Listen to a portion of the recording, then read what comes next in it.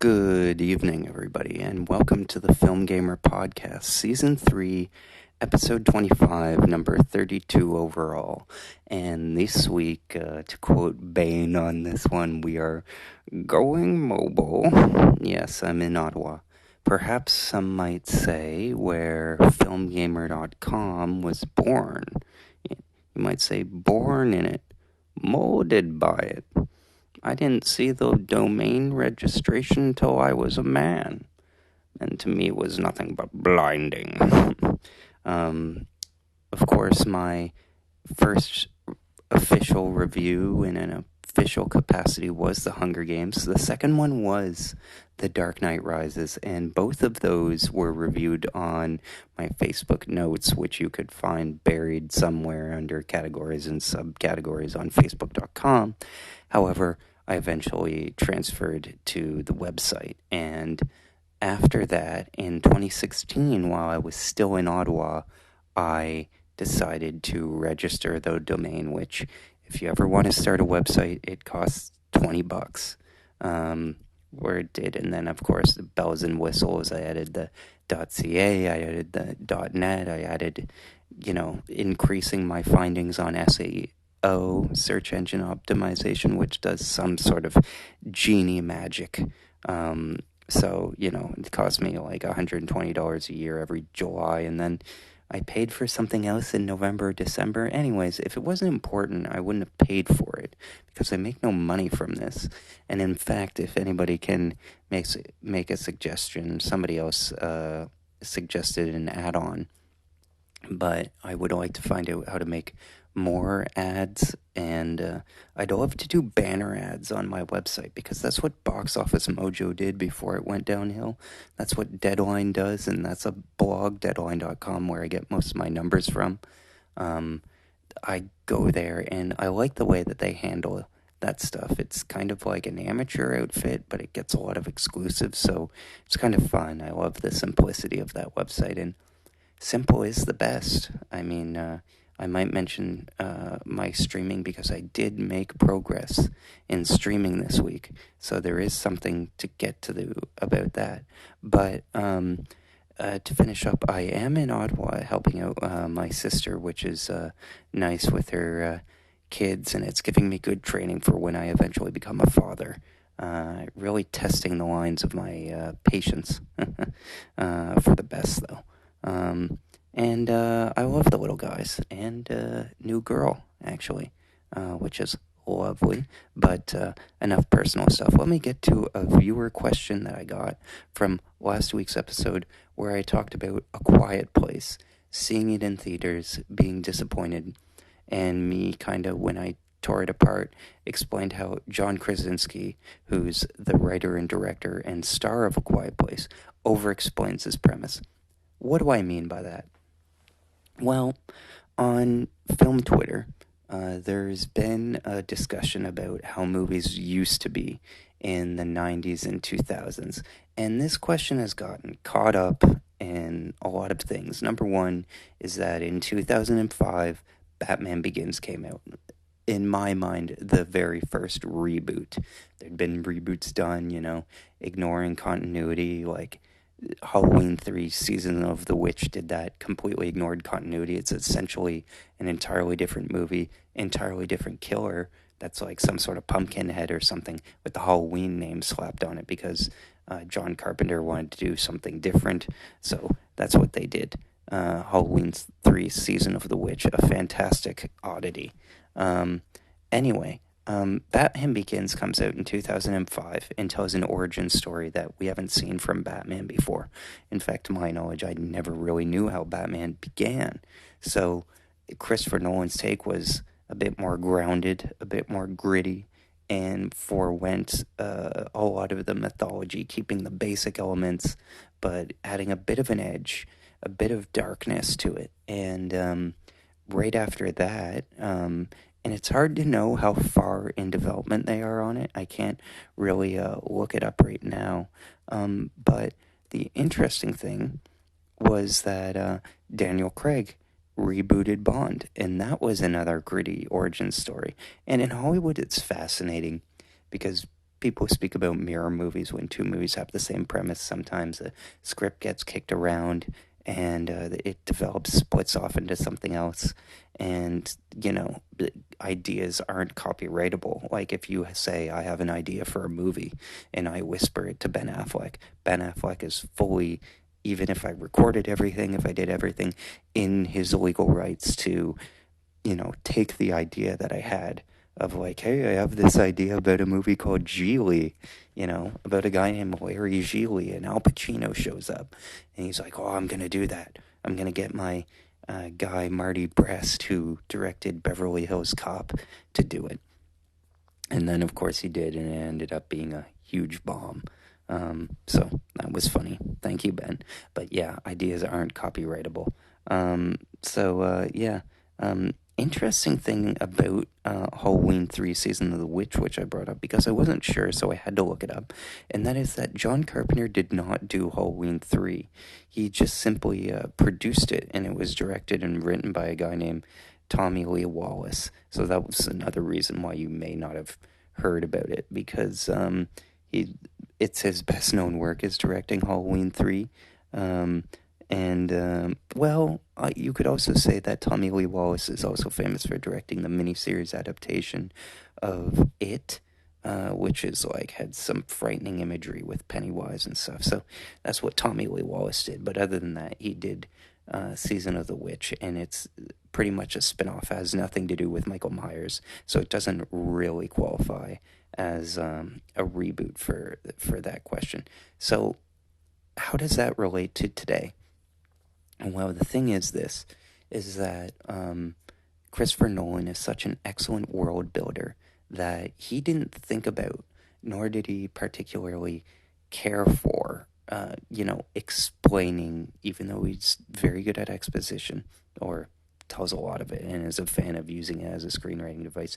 He didn't pile on the lore like movies do with mythology. Movies back then, in like the 80s and 90s, that I'm a fan of, even early 2000s, if you regard Batman Begins as being in the mid 2000s, they are regarded as being light on lore. That is, like, explaining the who's and what's of, like, what goes on. I'll give you an example. In the movie Old by M. Night Shyamalan is about a beach that makes you old, and that is the underlying premise of the movie. In order to enjoy the movie, you have to accept that premise. But M. Night Shyamalan, at the end and towards like the later middle of the movie, goes into a cutaway about why does this beach really scientifically make people look old? And it turns out to be part of like a pharmaceutical experiment and doing research for the future and stuff. And the fact is that most audience members, particularly when seeing that awesome trailer, saw it and are like, it's Shyamalan, I get it, he's a supernatural dude, I'm sold. And we didn't need any more explanation than that. In A Quiet Place, I found when I watched it that there were some logic holes where the basic questions of like, okay, if it's a quiet place and everybody has to be quiet, and they discovered that they've been quiet and that helps them. These are very auditory monsters that can hear very well. Wouldn't they be exposed if, they had an overstimulated, auditory response or something like that? Particularly when you see things like feedback in the mic. It's been a while since I've seen the movie, but stuff like that tends to destabilize them or whatever. But like, there are basic questions in that movie of like, okay, well, why don't we live near a waterfall if we can be as loud as possible, But then other things that are like, it just feels like Krasinski in that movie holds our hand of like over-explaining how things work when we can really just trust us that we'll go with it. We'll go with the movie. It's fine. But Krasinski, probably being a first-time director because of Quiet Place Part 2, which I like a lot better, doesn't have that same sort of thing of like, we need to understand how this world works. So, like, how many times in A Quiet Place are they pointing to people going like, shh, shh, you know? We don't need that. So that's really what I meant about him over-explaining his premise, where it's just like, it's fine, I get it, we have to be quiet, and this is very loud, I'll go with you. But, the newspaper clippings and the constant reminders, audiences will go with you if you treat them, I hate using this, but if you treat them like a character in the story, that they don't need to get explained to unless they ask, and audiences can't ask. So just go with it and treat them like a silent partner. And that's what we need in movies. A lot of movies today, because they build their own cinematic universes and whatnot, people feel the need to explain unnecessary garbage that adds baggage to the story. That adds time, it slows down proceedings. It's kind of like the 2 dates that I've been on, where we went to Level 1, which is a board game place, and I have to double check myself because I keep thinking, is this like, is this one girl? And I'm like confusing it, and it's like, no, and it's a common thing because when you introduce somebody to something, you want them to enjoy it. Well, this date that I was on, I went there, and she's like, let's play this, one of my favorite games, and she never stopped explaining it to me. And she explained it and explained it and explained it until I lost. And the reality is that giving me less to take in, less information to take in, because when you have less choices, like right now I don't have a complicated setup that I had before. It's just me on my phone in front of my laptop, and I don't have much choice. And that has made me very expedient. If you're in that situation where you want somebody to enjoy something, don't explain them to anything. Just play along. Have them play along. When they make a mistake, remind them, correct them, give them options then. But don't give us an exposition dump. Just let us play along. Don't over-explain it. Don't even explain it. People are smart. Audiences are smart. And you could argue it's a bit like, raising kids. Sometimes you gotta let them fight on their own and discover something on their own. Or I liken it to when I played through The Last of Us. My friend who wanted me to enjoy every minute and capture everything that he did. The fact is that playing his way doesn't have the same amount of value to me as it does to him. People have to play and understand things in their own way. And if you're over explaining to them, they won't enjoy it, and they'll in fact reject it. So thank you, Eric, for that viewer question. Let's get on to the box office report. This is, and I had to check and see if it was a typo, and it sort of was. Deadline reported that Furiosa, a Mad Max Saga, which is a prequel to Mad Max Fury Road, continuing from the character established in Mad Max Fury Road, Furiosa, played by Charlize Theron. She gets her own prequel here.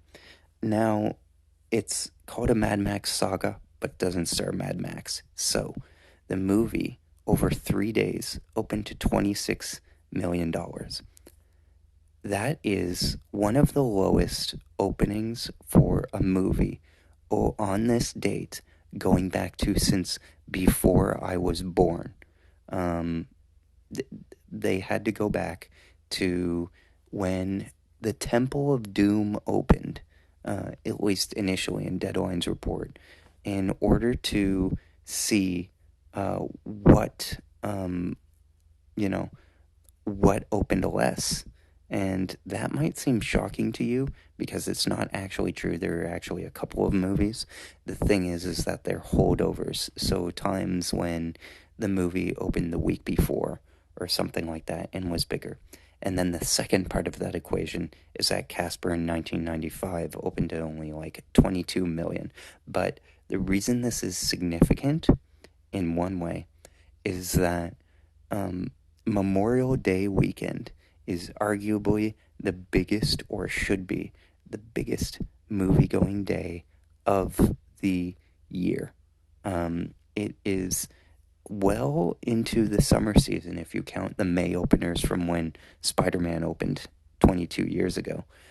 Most movies have opened in May, and it crept back from there. Like when Twister opened in 1996, that was like May 14th or something like that. When The Lost World, Jurassic Park opened, that was seen as Memorial Day weekend. Star Wars also did Memorial Day weekend. So it's crept a bit, and then previously all the movies would just cram at Christmas. And Jaws was the first movie which made a huge amount of money in the summer. That was way back in 1975. So it's been established that summer movie season is like where big money weekend grosses come into play. And Memorial Day weekend is usually the height of that because it's a 4-day weekend. And over the 4 days for the weekend, it did make about, let's see here, I want to be exact. It made 32 million. And that's a projection because today's numbers haven't been officially counted. And interestingly, it's only $1 million ahead of the Garfield movie starring Chris Pratt as Garfield.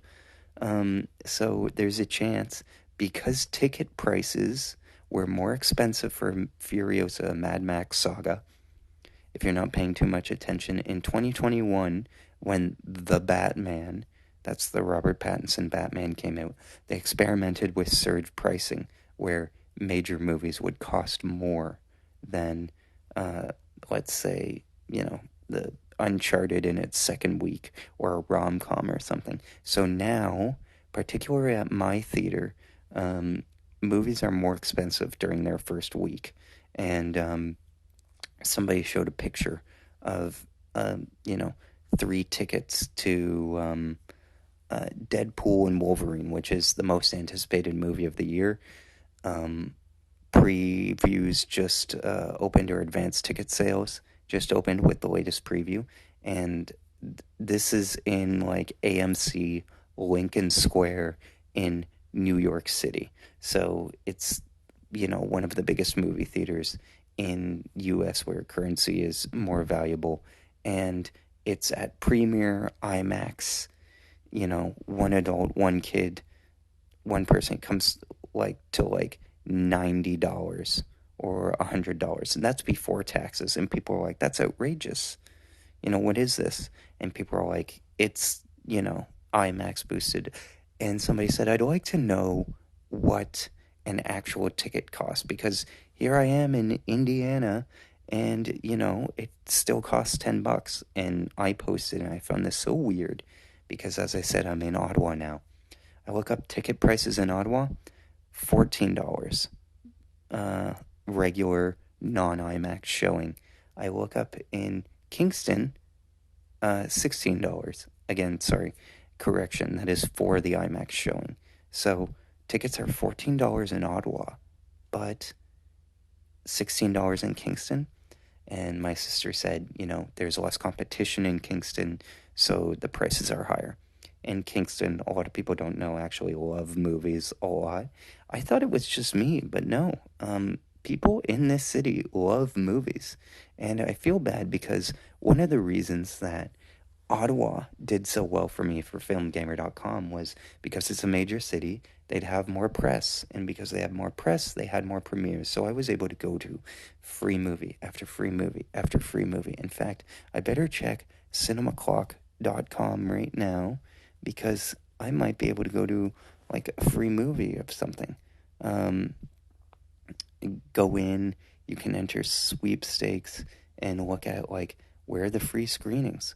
Yeah, let me just see if this allows. I have to give them my GPS. I hate doing that, because let me type in my location, dude.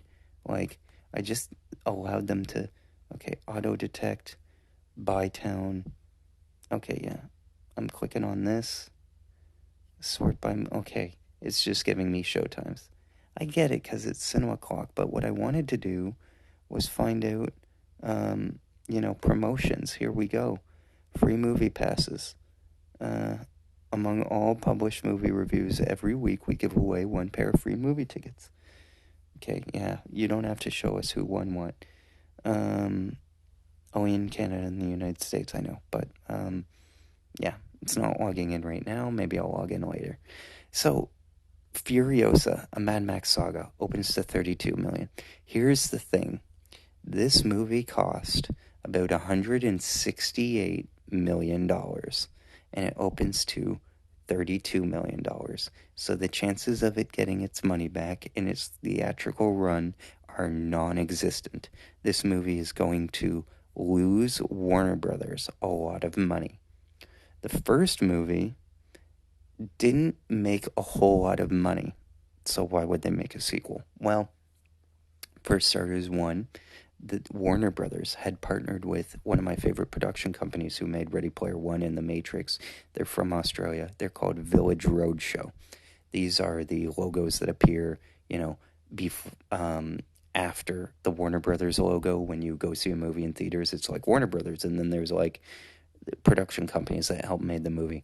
On independent movies, there's 10 of them, because it's like the government of Canada, the government of Ontario, the Ontario Lottery, Ireland, these are people that basically, it's like, I'm going to give money, but I want to be included. So their production companies get included on it. And because of that, and because movies get so expensive or have a lot of donors, they tend to have a lot of titles. There's a Family Guy joke about it where they think that the movie is starting and it's just another logo. People said that was the example of a movie that's on Shudder right now, very well reviewed, called A Late Night with the Devil. So go ahead and watch that if you want a minute's or 3 minutes of logos. That's something that CinemaSins always jokes about. But Warner Brothers here opted for just the Warner Brothers logo, nothing else. So they are a full partner on this movie. They financed it entirely by themselves, and they put in $168 million. So again, why would they do that when Mad Max Fury Road actually didn't make a whole lot of money? It cost about $150 million. This is the one from 2015. And then it made a little over $300 million worldwide. Kind of want to look it up to be sure, and I'll get back to you on that. But why would they do that if it didn't make a whole lot of money by itself in theaters? Well, surprisingly, Mad Max Fury Road is one of the best reviewed action movies ever. Part of that is because more people review on Rotten Tomatoes and whatnot, but Mad Max Fury Road, by critical analysis, is one of the best reviewed movies of the 21st century. It was nominated for Best Picture and Best Director, and it won Oscars. How many Oscars do you think it won? 1, 2, 3, more. 4, 5, 6. Yes. Mad Max Fury Road, the action movie with Tom Hardy grumbling his way through, and Charlize Theron spray-painted pixie buzz cut, won 6 Academy Awards. I remember watching, and you can look this up online, with Louis C.K., whose career rests in peace, just in terms of popular culture. This movie, by the way, is rated 191 on IMDb, which doesn't mean a whole lot, because IMDb is rated by, nerds and losers. So it's when you don't get a diverse slate of people voting on something, the results tend to be skewed.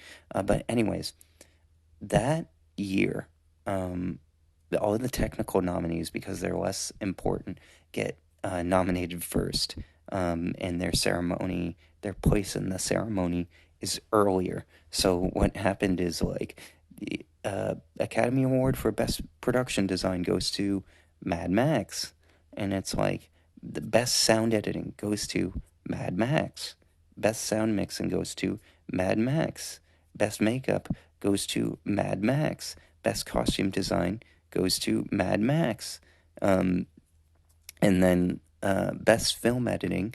And if you watch Mad Max Fury Road, there actually is so many friggin' cuts And Margaret Sixel, who was the editor on that movie, I believe is the director's wife, which good showing for directors' wives because the best Star Wars movie is Star Wars from 1977.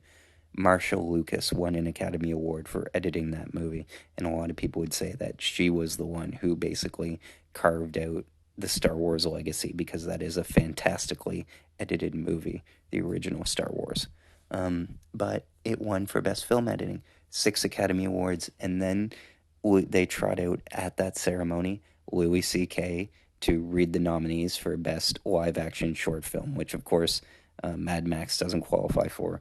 And as he's opening the envelope, he's like, and the winner is Mad Max. And everybody just laughs because obviously it's not. But that's how much the movie ran the table. So, people say money is everything. It's not quite. Profits are everything. And this is what they teach us in business school. And I've done a few business classes, is that the stakeholders are the most important. And that doesn't necessarily always mean making the most money. This is a movie that was highly acclaimed and won a lot of Oscars and is a symbol of the company doing something for a movie that will, they know, be well regarded for years and decades to come. And it's also a franchise play, so it will, play and be sold in a box set. But it's basically serves as a statement saying, we make quality films. Look at us right here. Look at us backing this movie. The Insider is another one of those passion projects, but the Mad Max is just so unique because it is like a super well-reviewed movie. And the reason it's a well-reviewed movie is that apart from being a slam-bang action thriller, and I have yet to see it, oh no, maybe I'll surprise myself and go tomorrow or something, but it is rated 90% on Rotten Tomatoes. This is the new one, Furiosa, Mad Max Saga. 90% Rotten Tomatoes, but how's the audience score? Because, they might be social justice, blah, blah, blah, don't like it. No, 90% audience score. 90% Rotten Tomatoes critic score, 90% audience score. Super high. And the reason for that is that it's directed by George Miller, and nobody else could have made this movie. Nobody else could have directed it. I've criticized A Quiet Place Day One, which is coming out, because it looks like anybody could have done that movie. They have the best teams in the world, the best craftsmanship making a movie already. The studio is going to pour a lot of money into it. The technical stuff you can hire somebody to do who's just good at their job, and I don't want to say it doesn't require creativity, because it does, but you're given more freedom because it's something below the line, they call it, because it's not really acting or directing or screenwriting or producing that people don't pay too much attention to. So you're kind of free to just quietly work on your own. And those are the kind of people, the craftsmen, the editors, all of that stuff that Mad Max won for Fury Road, that the director like George Miller doesn't neglect. And you look at this movie and you're like, these action scenes are so crazy. Who could think of this? And the answer is George Miller can. And he was given $168 million by Warner Brothers to do it. And now they've lost $168 million because the original made only about $380, and this is a prequel, which doesn't star Tom Hardy or Charlize Theron, is coming out 9 years after the previous one. And this is me, and the fact that nobody seems to say anything about this drives me nuts. Is if you go on YouTube right now and look up the trailer for Mad Max Fury Road, there's about 3 of them, but look at any one of them. My favorite is the initial Comic-Con reveal trailer from July 2014. So the Comic-Con trailer for Mad Max Fury Road, you watch it, and it looks beautiful. Like, it looks amazing. You're like, wow, this looks like it is worth $150 million. And that's how much it costs, and you see the money on screen. Furiosa you look at the trailer for Furiosa, and it looks like it was shot on green screen, even though you can tell a lot of it is done with stunt work. It is flat, it is digital, the CGI looks fake, it doesn't look good, the lighting doesn't have as much dynamic range to it, and that is that the last Mad Max Fury Road was shot on film, which colors a certain way, and this one is shot digitally, so it looks different. And George Miller kind of, I guess, doesn't care in one way, but in the other, John Seal, who was the cinematographer on Mad Max Fury Road, George Miller brought him out of retirement to do this movie, and he was nominated for Best Cinematography. But that was a really tough year because that was the year The Revenant was out, and ended up winning. Emmanuel Lubezki, who I've mentioned before, is he won 3 Academy Awards in a row. This guy's competition. He won for Gravity, and then he did Birdman, and then he did The Revenant with 2 different directors. Birdman and Revenant was one guy, and Gravity was another guy, both Spanish. But yeah, great cinematographer. If you ever look at his work, Emmanuel Lubezki. And John Seal as well. Very great cinematography.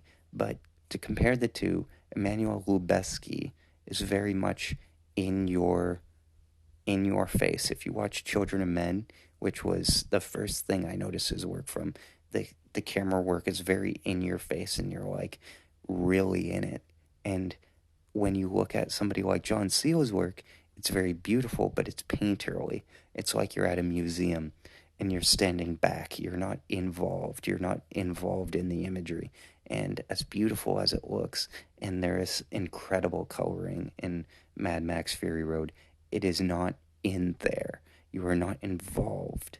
Like, and some people might have a different preference and whatnot, but Emmanuel Lubezki does do work that's very like in your face. This is hard to do. Very high technical achievement. Any cinematographer at that level has to work at high achievement, but to do it the way Emmanuel Lubezki does it, and another piece of work of his is The Tree of Life, which is a boring movie. Sean Penn himself didn't even understand what was going on during it, and he didn't get much direction from Terrence Malick, who is so coded that one of the fellas that he worked with, Thomas Lennon, a comedian, who's also in a couple of Christopher Nolan movies, Memento and Dark Knight Rises, he plays Doctor, just as a cameo. He was in a Terrence Malick movie, and the one piece of direction he got was a note that said, "There is no such thing as a fireproof wall." And that's the extent of acting direction that he got from Terrence Malick. So for a cinematographer to understand inherently what is required and make a movie, you have to be pretty good. So yeah, John Seal had tough competition. But he's retired now because he's in his 80s or 90s. Let me check that out. He is still alive, but he's 81. And some of the other work that he did was Harry Potter and the Philosopher's Stone, The Perfect Storm, The English Patient, which has a hell of a plane crash. Like, they do a plane crash in The English Patient. I saw this a few weeks ago, might have mentioned it on the previous pod. But they do a plane crash where the plane crashes in, like, front of the camera, and the character is there in the shot and then dives out of the way. So I don't know what crazy stunt work they did there, but it would make sense coming from the guy who shot Mad Max Fury Road.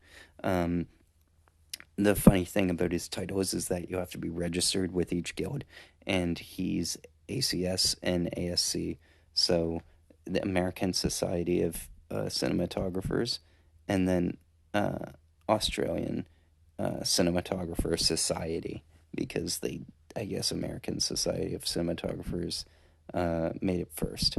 Yeah, because Australia is 58 and the American Society is 1919. But yeah, his replacement, Simon Duggan, who did the cinematography for Furiosa. Not as, it's a different style. Um, Ideally, you can do things, and Greg Fraser, who did the cinematography on Dune, which was shot digitally and then transferred to film with the digital intermediate, he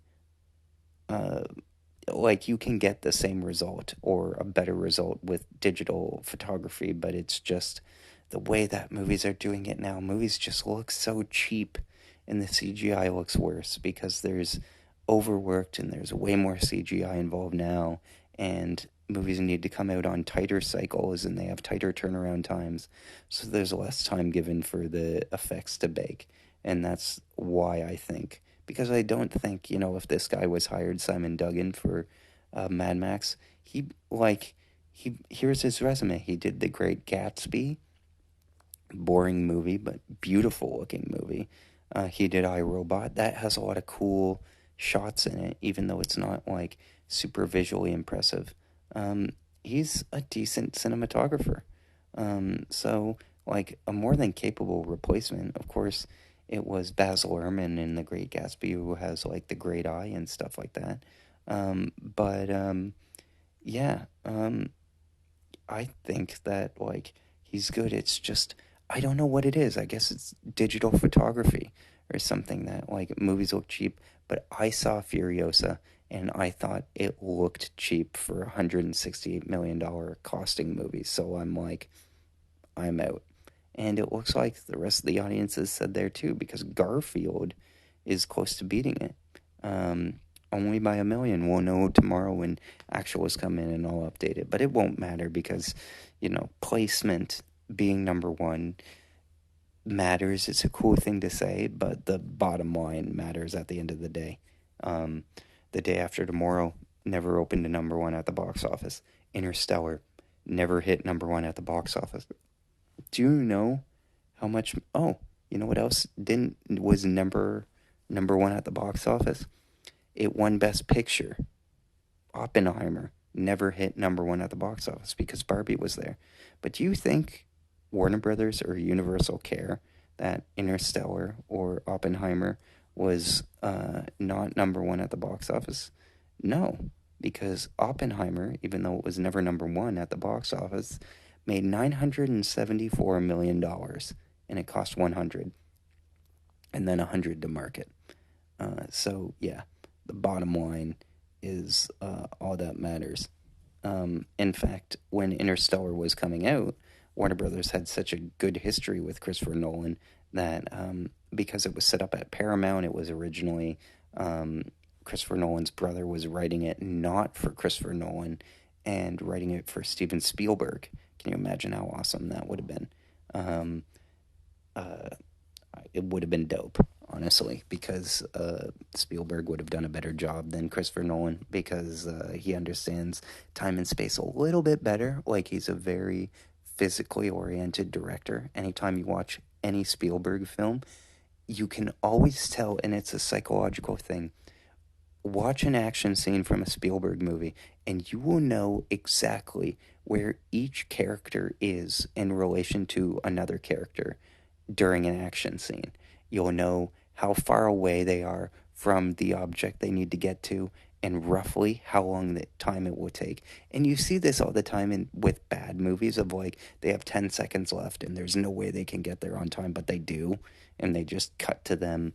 Like a good example of that is in Mission Impossible Fallout when Ethan Hunt has to grab the trigger to disarm the bomb while climbing the cliff at the end of Fallout, and he has to like get up and down and up and down, and it's like 5 seconds left and they have to cut it and then get to it, and then it cuts away to the team doing something, and then 3, 2, 1, beautiful smash cut, but it cuts to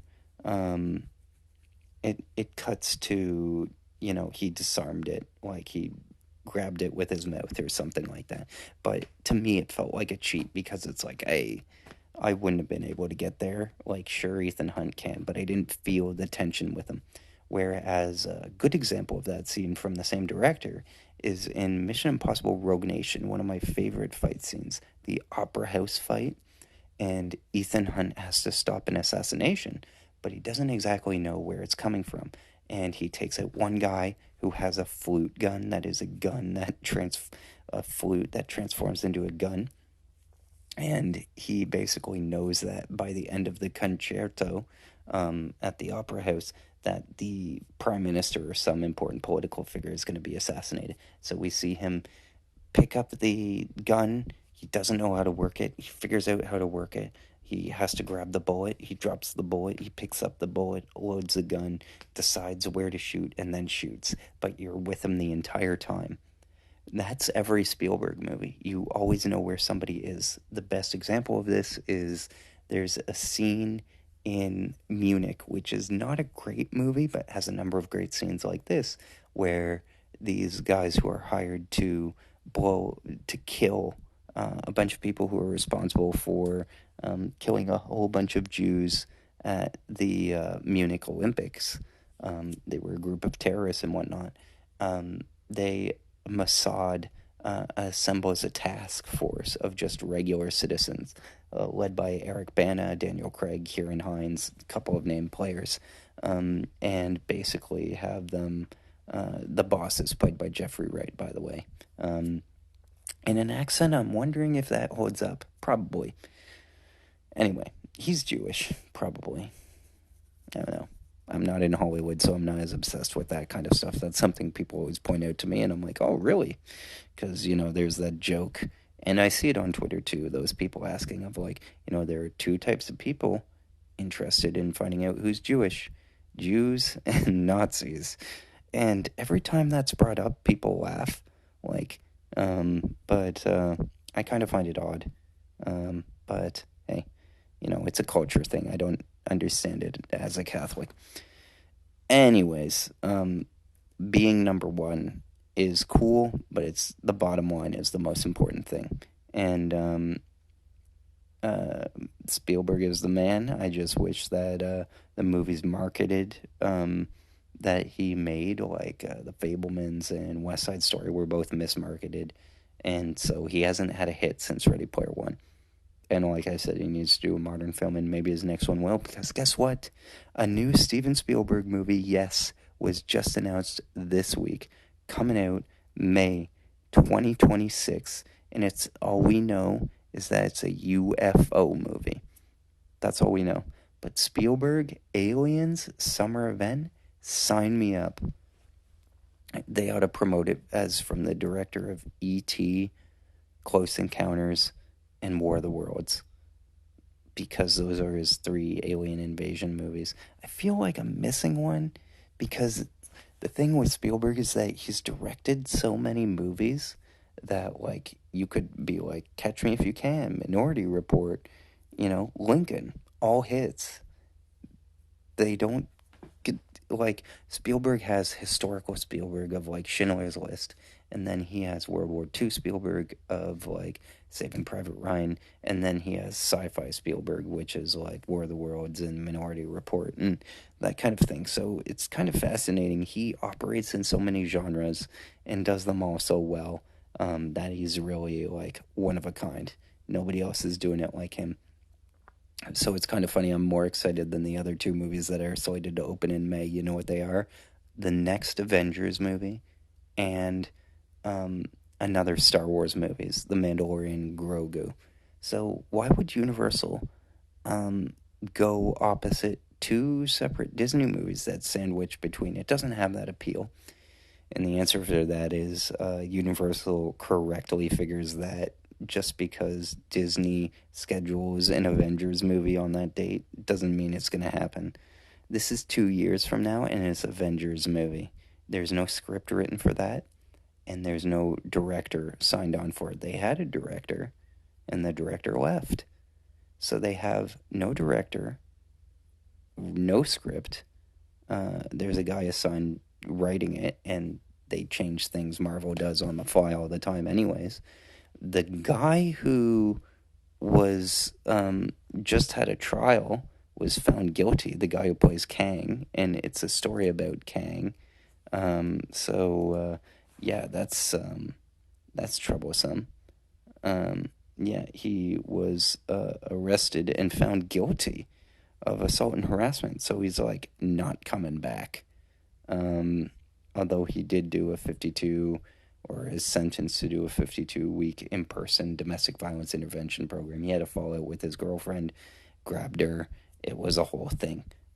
But yeah, he was who Disney signed up to be their next big bad guy, and it was written into his contract that he has to play every version of that character because it's a shapeshifter, so they can't actually, and incredible foresight from his lawyers on that one, writing the contract, because they can't just be like, well, here's another Kang, and it looks completely different because it's a different universe. No, they can't do that. It has to be this guy who has since become a convicted felon, which is just sort of funny.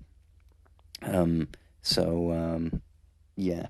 Uh, Universal is confident that, well, obviously the Avengers movie isn't going to happen because it doesn't have a director, and it's less than 2 years out. Meanwhile, their movie has a writer, David Koepp, my favorite. He wrote and co-wrote Jurassic Park, The Lost World, Jurassic Park, Mission Impossible, Spider-Man, Panic Room, uh, a bunch of movies.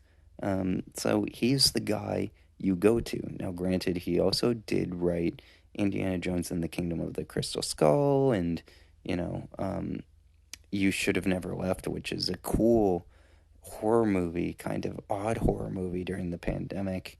That came out with Amanda Seyfried and Kevin Bacon, about it like a haunted house, and like a room that doesn't measure up. It's kind of like an off-putting movie that's kind of boring, but like eerie.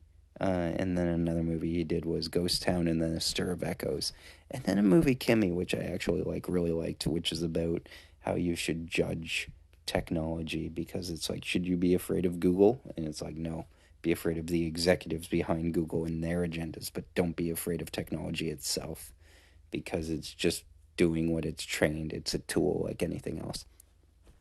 So moving on, Garfield costs 60 to 80 million to make. Made 30 million. It's in pretty good shape.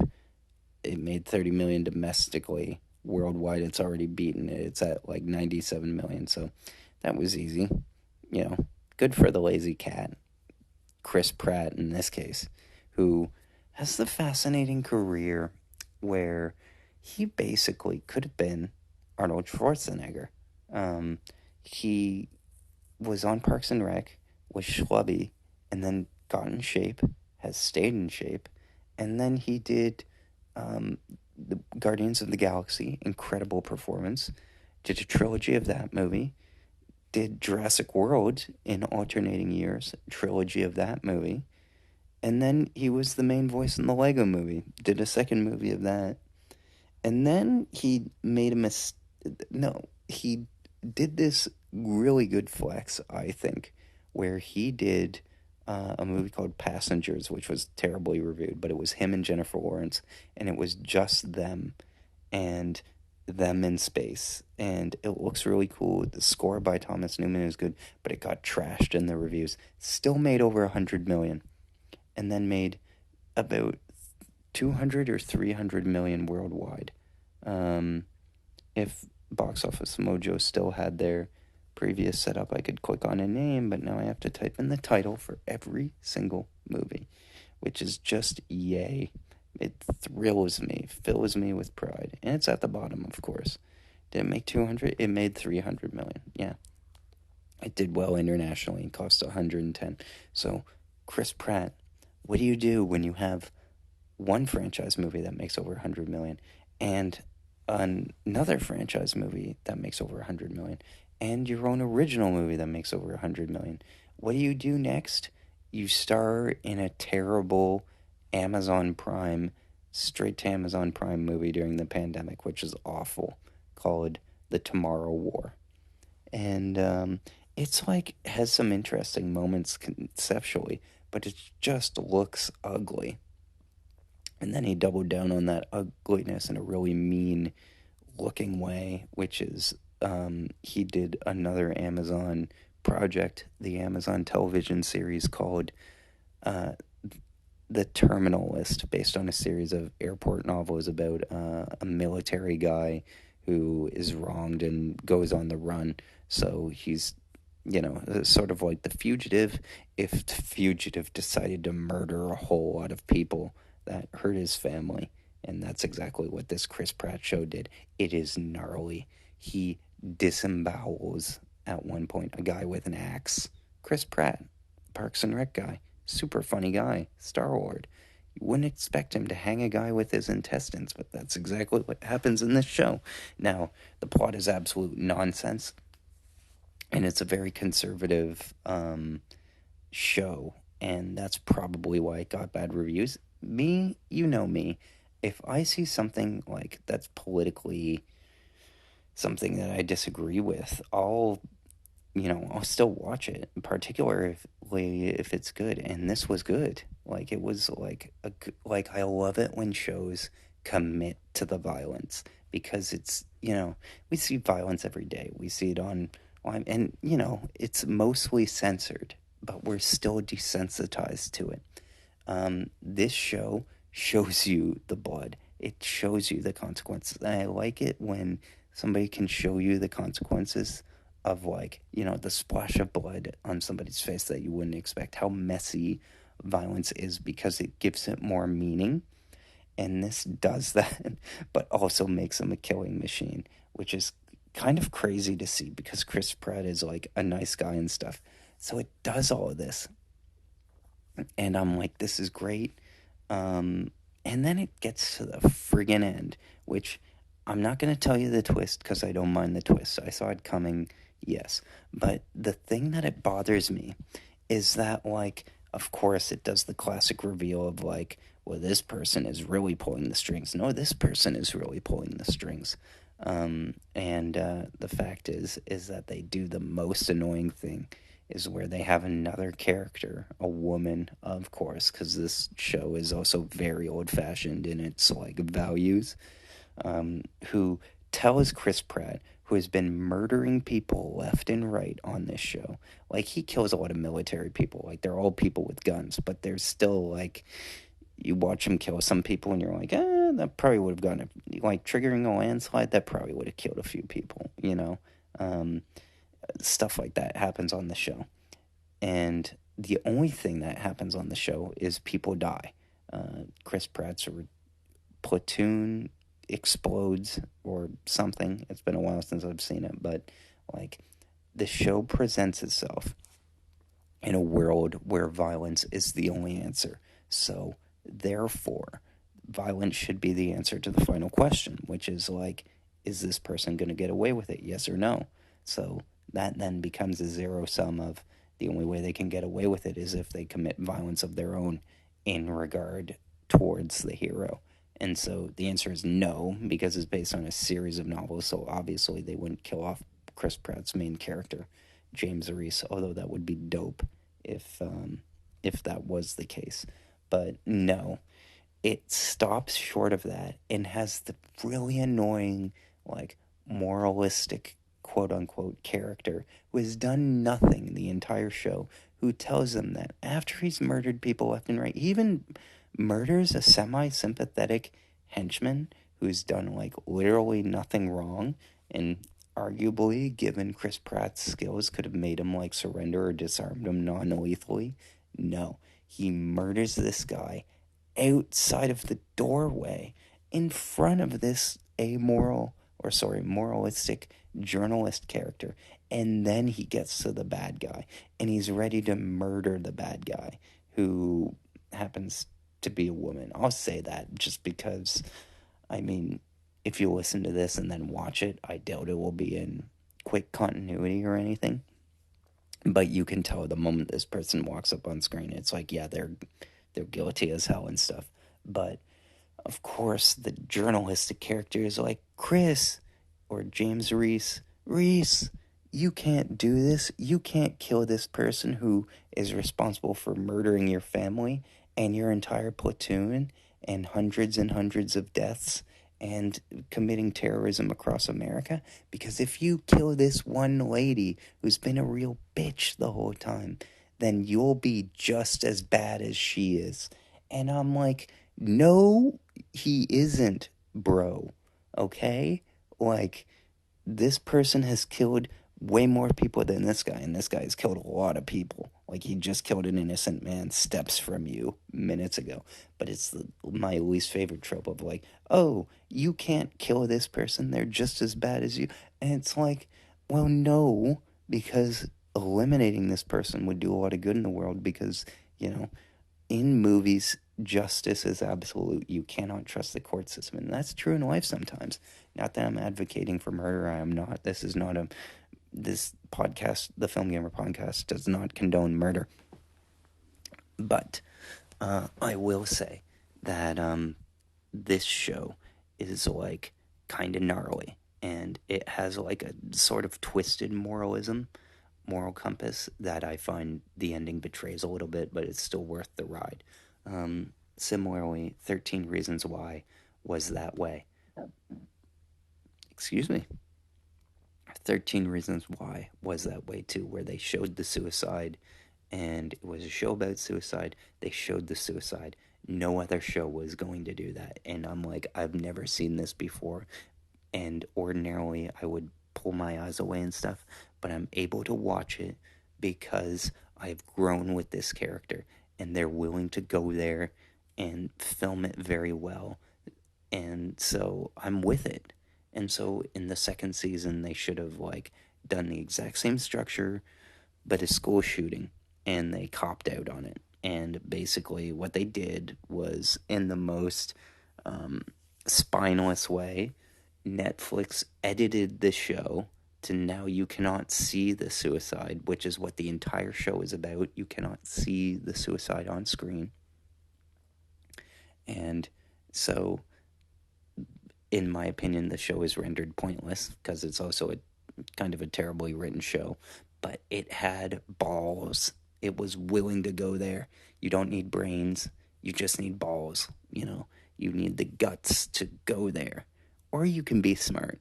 But sometimes you don't need to be smart when making a movie. You just need to be brave.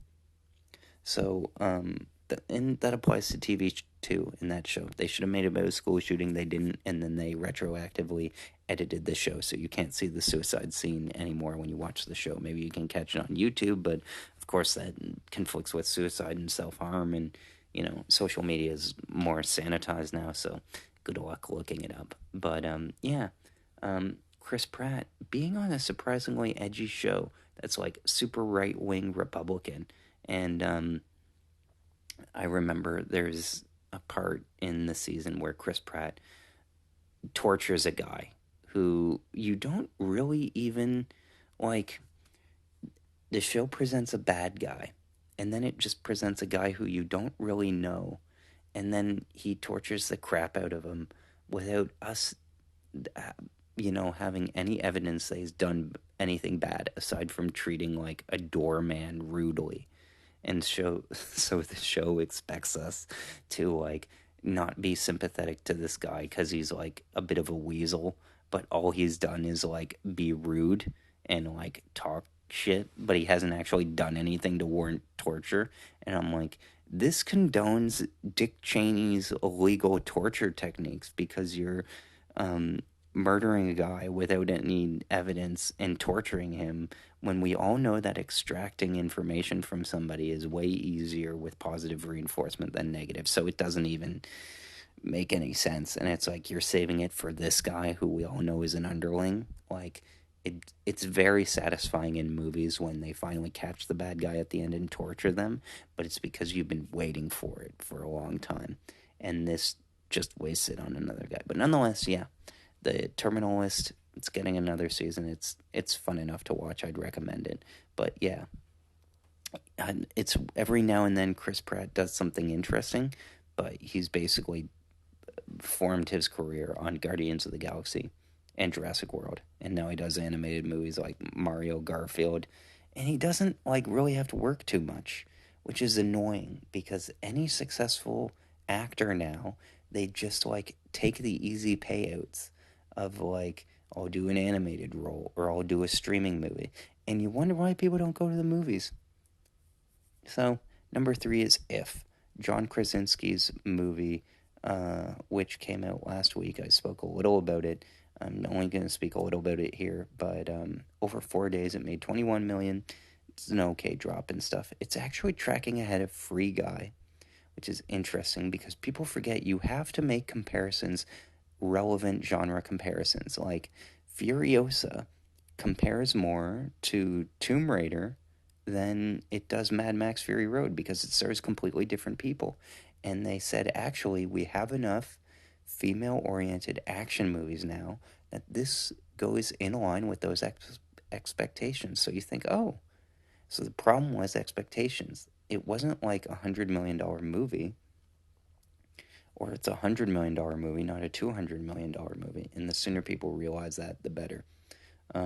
So yeah, If is on track to make over 100 million, and it will play well for the summer because its only competition among kids is Inside Out 2, which doesn't come out for like another 3 weeks. So it'll play pretty well and do pretty well and make money. It's already made over 100 million worldwide, and it cost 110. It's made 103, and it has like 2/3 of its box office left to go. So good for you, John Krasinski. I think it will. I mean, it's said. I hope not. I hope Deadpool and Wolverine is really good, and Sean Levy is always pulls on the heartstrings and stuff like that, and gives you an emotional bond with the movie. But he's never made a better than A-OK movie. He's directing Deadpool and Wolverine, but it'll be interesting to see which out of these two movies, If or Deadpool and Wolverine, which people like more. I'm gonna imagine Deadpool and Wolverine because the tickets sold out in minutes. Coming down to Kingdom of the Planet of the Apes, yeah, it's doing okay. Making less apparently now than War for the Planet of the Apes, which it initially opened over, did because War for the Planet of the Apes opened in a marketplace where they had access to Russia and China, and now China basically says "F you" to any movie made that's not Avatar.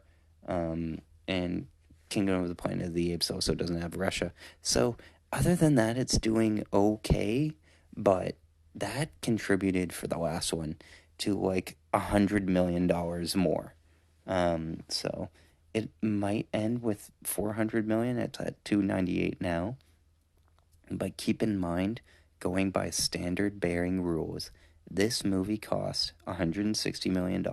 So it needs to make 320 roughly, because theaters take 60%, and or studios only take 60%, and overseas they take 40%, and in China they take 25%. So that's why we do the double or nothing rule, of like, it's a hit when it makes double its budget back, regardless of the number.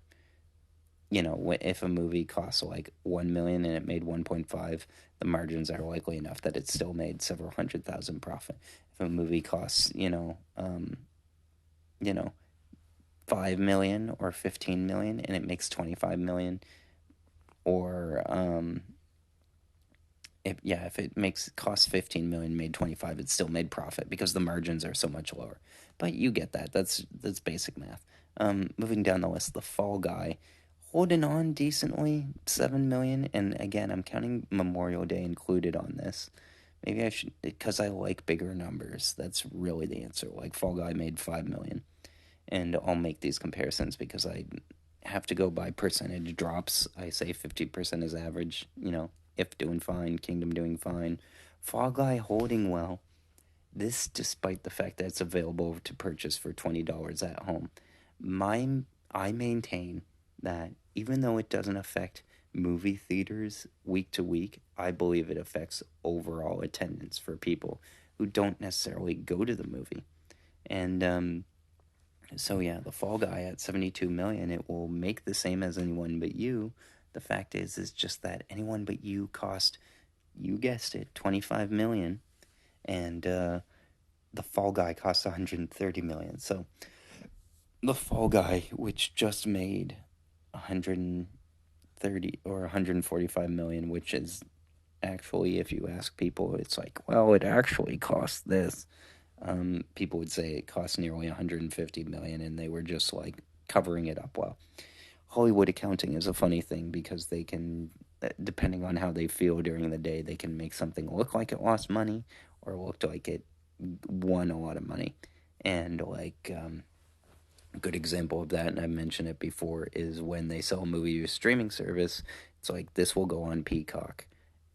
Fall Guy. It's like, oh well, they paid a if they pay 100 million to put the Fall Guy on Peacock, then they're taking the numbers out of the Fall Guy, making it look like less of a loser, putting that on the streaming service, which is a growing investment that won't be profitable for a while. Actually, they just hit profitability because they introduced an ad tier. Um, but like they can move money around of like, oh, Universal Pictures didn't lose money, Peacock lost money. The Fall Guy is a hit. Look at this 100 million it got paid for streaming. It's crazy, but that's how Hollywood accounting works. And then The Strangers came out last week. This is The Strangers Chapter One, directed from Rennie Harlan, who did Die Hard 2, Die Harder, which I don't like, but he also did Cliffhanger, which is okay. And he's been a B roll action guy movie. He did do A Nightmare on Elm Street 4, which I haven't seen yet, but yeah, this is him directing a movie which cost $8 million, and he managed to film three movies with it because horror is cheap. And guess what? It's made 21 million. Huge hit. Not as huge as the first one from 2008, but like, yeah, immediately profitable. And there's two more movies to come. I just wish it was a better reviewed movie because I don't think it's going to be very good. But anyways, Angel Studios, who makes religious films, they also made Sound of Freedom, came out with a movie, 2.7 million. Not bad for a movie I've never heard of or will ever speak about again. Okay, moving on. Challengers dropped 50%. It's made about 46 million, which is about what I would have expected to make domestically. And so I would have had that movie cost 25 million and wouldn't have made it for more. And from what I've seen from the previews, it looks like it should only cost that, but nonetheless, it cost 55 million because of that two-picture deal. So, I mean, we could say 35 million, and then you take out Zendaya's 10 million paycheck, it's 25 million. So, I'm spot on. But yeah, worldwide, this movie's made 86, cost 55.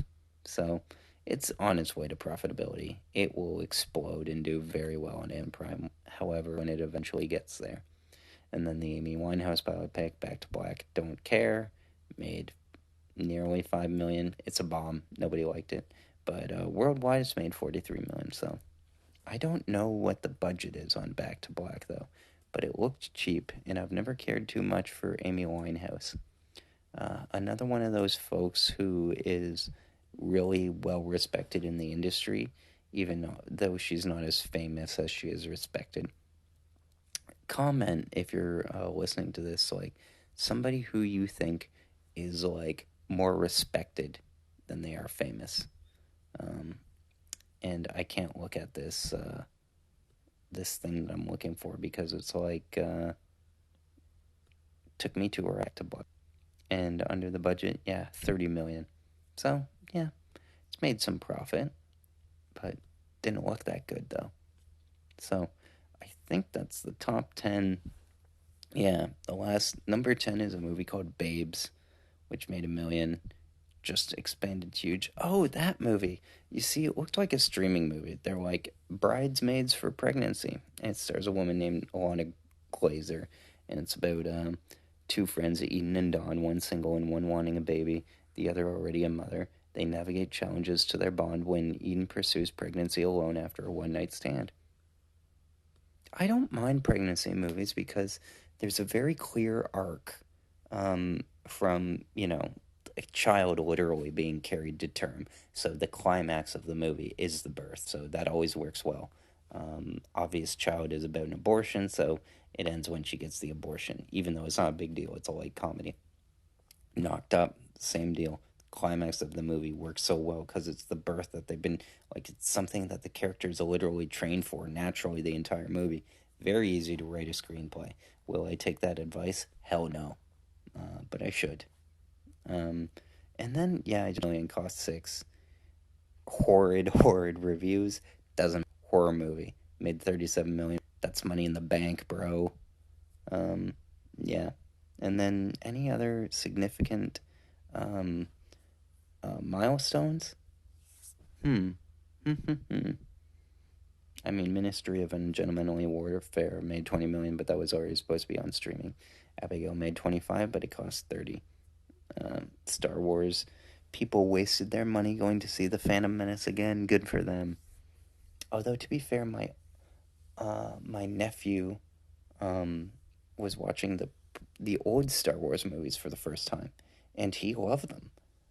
So I hope I can show him the Phantom Menace, because I hate to say it, but out of all of them, even though it's not the best movie, it is the one that has the coolest scenes with the pod race and the lightsaber fight. It's just, with Star Wars, they never harness that into also being a good movie. You look at the Star Wars sequel trilogy, none of them have good lightsaber fights. What the heck's the deal with that? I don't know. I don't know these people. The First Omen, amazingly, is still in theaters, a few theaters, and hasn't made any money. It's stuck at 20 million domestic, 53 million worldwide. It comes to Disney Plus in 3 days. I'm super excited to see it. But yeah, it was a flop because Disney didn't know how to market it. So yeah, that's the box office for this week. And what's so funny is, what's the big movie next week? There's nothing. There's some small movie coming out. I don't even know off the top of my head. But this is the summer movie season. Every week there's supposed to be a banger. What is it that next week? Nothing. And part of that is the Writers Guild strike. That's the issue. Yeah. Stay tuned. And what we will do is we're just going to take a break, and I'll come back to it with my Letterboxd 4 of the week. I want you to think about a movie whose movie trailer you have seen, but the movie itself you have never seen. That happened to me for this movie called Sleepover. Until today. Yes, I remember being at a friend's house, going onto apple.com/trailers, and seeing the trailer for a movie from 2004 called Sleepover. It starred Alexa Vega from Spy Kids and Steve Carell in one of his first movies. It also starred Jane Lynch as the mother. It starred Jeff Garlin as the father. Evan Peters was in it. Sarah Paxton was in it. She was really big around that time period. She was in the movie called Aquamarine, where she played a mermaid. Yeah, it's a fun little movie. Other actors who you might recognize: Scout Taylor Compton, who was in the Rob Zombie versions of the Halloween movies. And then you also have Brie Larson, Captain Marvel herself, just as a teenager, which is weird because Brie Larson has the face of a 30-year-old. So putting the face of a 30-year-old on somebody when she was actually a teenager is just weird. But nonetheless, it's a fun movie. Another actor who's in it is Hunter Parrish, whose name I only generally recognize because it's famous. He was in a couple of movies. He was in Nancy Meyers' It's Complicated. I don't know this offhand. I'm just looking on IMDb now. But RV was another movie. 17 again, another movie I've seen. And what's so hilarious to me is that I've seen all these movies, and I've seen This Is Us as well, and I've seen his name. I would not be able to recognize him. He's also in Still Alice, probably one of the children. He's in 3 episodes of The Good Wife. Granted, I've never seen The Good Wife. He's in all of Weeds, so that's probably where most people know him. Or sorry, he's in 103 episodes or 102 episodes of Weeds, so I don't know if he's in the whole thing. But yeah, nonetheless, good for him. He's just a steady working actor. He was in, or is currently in, a TV show from last season called The Other Black Girl, and he was also in Ratched. Is that the Ryan Murphy show about Nurse Ratched? Yes, it is. So, once again, Ryan Murphy hiring everybody. Another person he hires is Evan Peters, who played Quicksilver and is in this movie. So, what did I think of this movie on Letterboxd? I gave it 4 stars. I really enjoyed it, and it's I just really needed a fun movie, and I always talk about movies from the 2000s, movies from the 90s, and a bit from the 80s, but mostly for me, the 90s and 2000s, and that is when sets were built. And why were sets are built now? What are you talking about? Well, the demand and competition right now is a bit too much. So we have a lot of movies where instead of having 150 movies a year, or 250 movies a year, we have 400 to 600 movies made a year. And so movies are very competitive with each other, and because they're competitive with each other, they're on shorter schedules. And because they're on shorter schedules, they're shot really quickly. And of course, that means they're shot on digital, which means you can look through the viewfinder, boom, instant playback. These movies were made at a time where they were shot on film, so you had to get dailies, which means somebody had to basically film it. And unless you were the cameraman, you had to trust the cameraman got it. Are we in focus? Did you pull focus correctly? Okay, good, I trust you. And then you get it. Sometimes you get it half a day later and just get the rough cut without any sound. Or you can get a day later and you get a partial cut where it's just poor quality but video mixed together, and that's what you edit from, but you keep on a schedule and you keep moving. And I've found this for myself too, where there are times, and I've done it even on this episode, where I wasn't sure if I was recording completely, but I kind of keep going, and had I kept going and not stopped and checked myself, it would have actually gone better. And that's just basically how they did movies. They had to be more confident, because if they weren't confident, then they would slow down, and time is money. Celluloid is gold. Ridley Scott says otherwise, but he's always kind of done whatever he wants. But they had to, okay, we got to keep going, we got to keep schedule, because every second is costing us money. With digital, it's way cheaper, so it's oddly it's less heightened. Some other funny tidbits, and this is what Bill Simmons would call half-assed internet research. This is featured on How Did This Get Made? This is a podcast that inspired me. It's just with Jason Mantzoukas and Paul Scheer and June Diane Raphael, and who's married to Paul Scheer. And basically, the three of them look at mostly bad movies and ask, how did this get made? And they do a run through of the movie. And it's good for movies that you've seen, but because they review a lot of bad movies, I don't often watch them. But their divergence are really funny when they go on a tangent and they talk about something else. So I'll totally watch that. Alexa Vega starred in it. She was in Spy Kids. She was Carmen Cortez, the little girl in it. She revealed years later that working on this film was horrible because all the other actresses were mean when not filming. She didn't get along with any of them. I've heard that about Brie Larson, but people might say that just because they hate Brie Larson. These guys on YouTube made careers out of hating Brie Larson. I kind of wish I hated her enough so that I could be a famous YouTuber, but alas, I'm not a misogynist, which a lot of these YouTubers seem to be. How else can they muster up such rage about a female existing, about a movie that they find shitty, that they don't have to watch and no one is asking them to? How do people find that energy? I don't know. Maybe because I'm too hyper aware of all the movies that I see when I'm browsing Tubi ad for Sleepover, and I recall watching the trailer for it as Sleepover and laughing at how stupid it is when she rides on a skateboard and stuff like that, and does an ollie over a dog, or she jumps over the dog and the skateboard goes underneath, and she times it perfectly. That casual fun film, that's what it is. So other fun facts, the band playing at the high school dance is Chicago punk band Alistair. Have I ever heard of them? Probably not.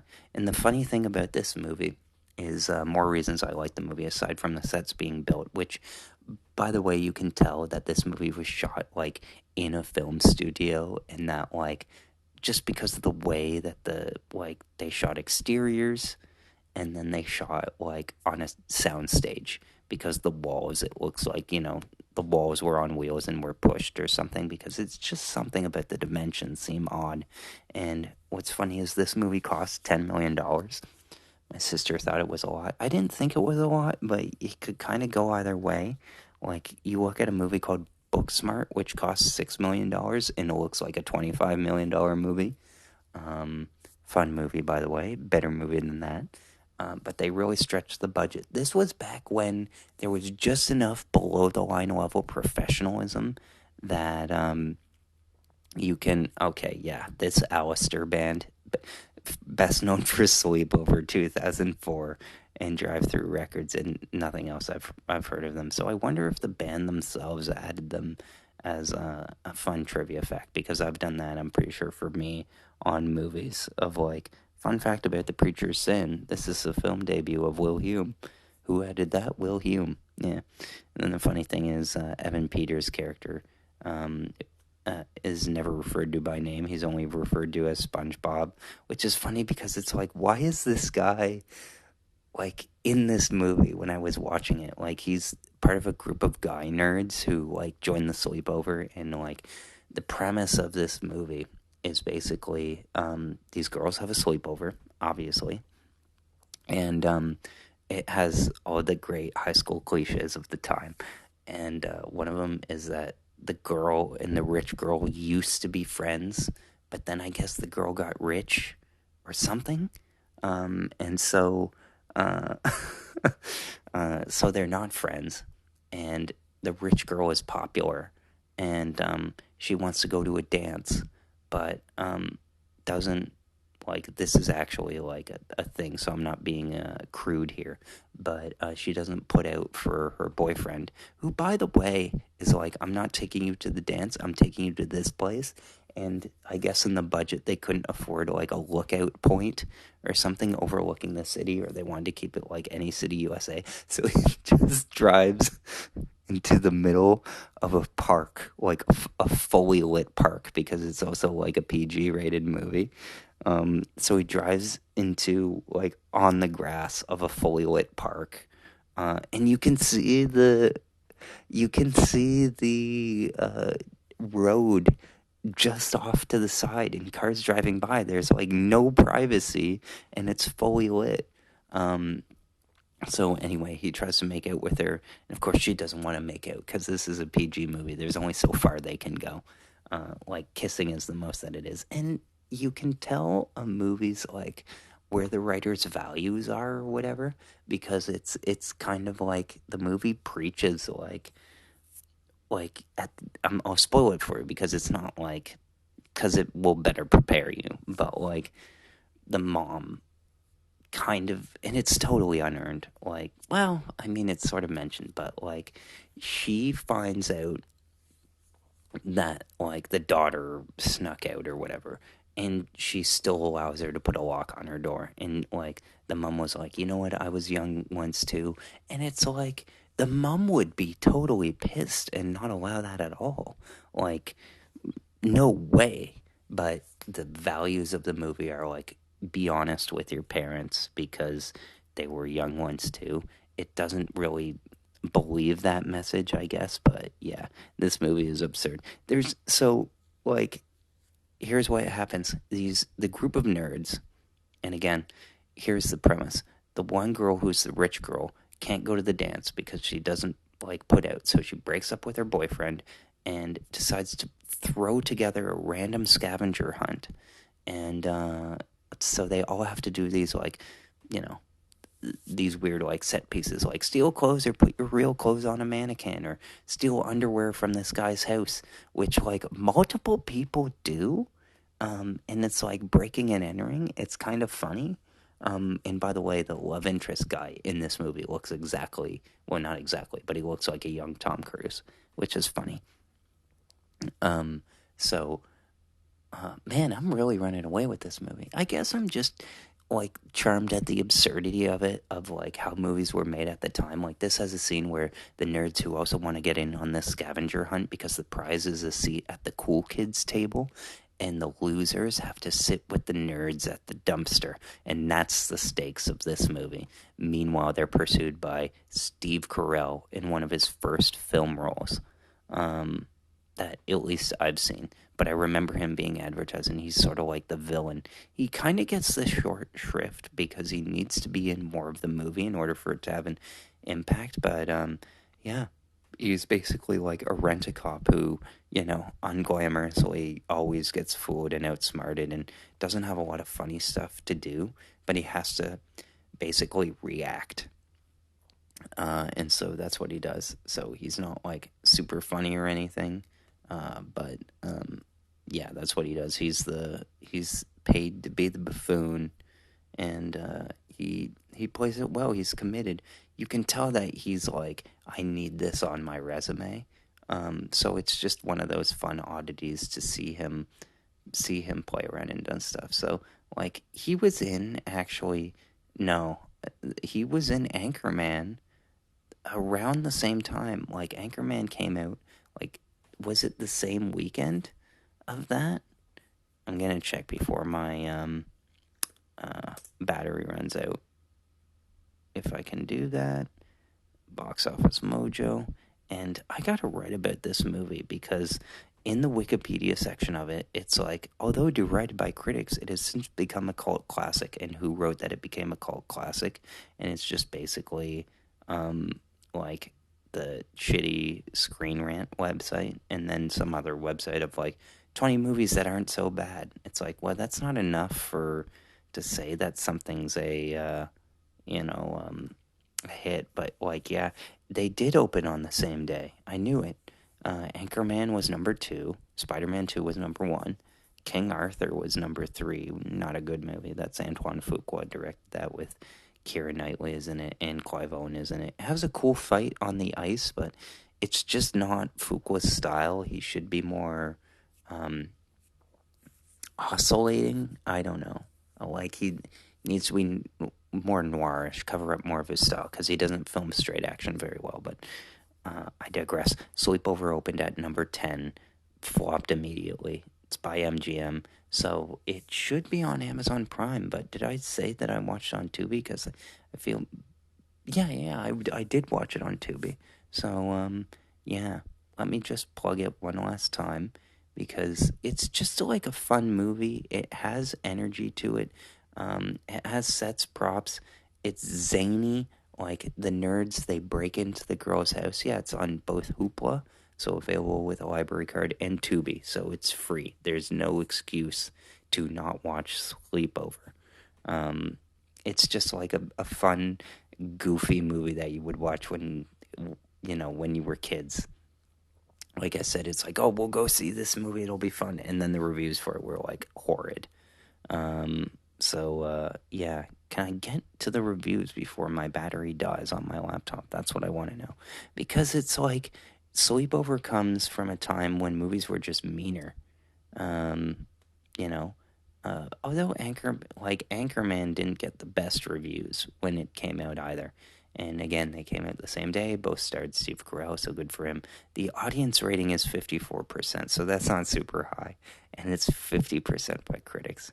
So if I go to the reviews, what do we have? Objectifies early teenage girls in a manner that's disagreeable and indelicate at best, cheap and vulgar at worst. Now, I would say the film's voice comes through with the screenwriter, who's a woman, and I don't find it that way. This guy's probably just looking for a way to, vilify the movie because he doesn't have to, not for younger kids despite its PG rating.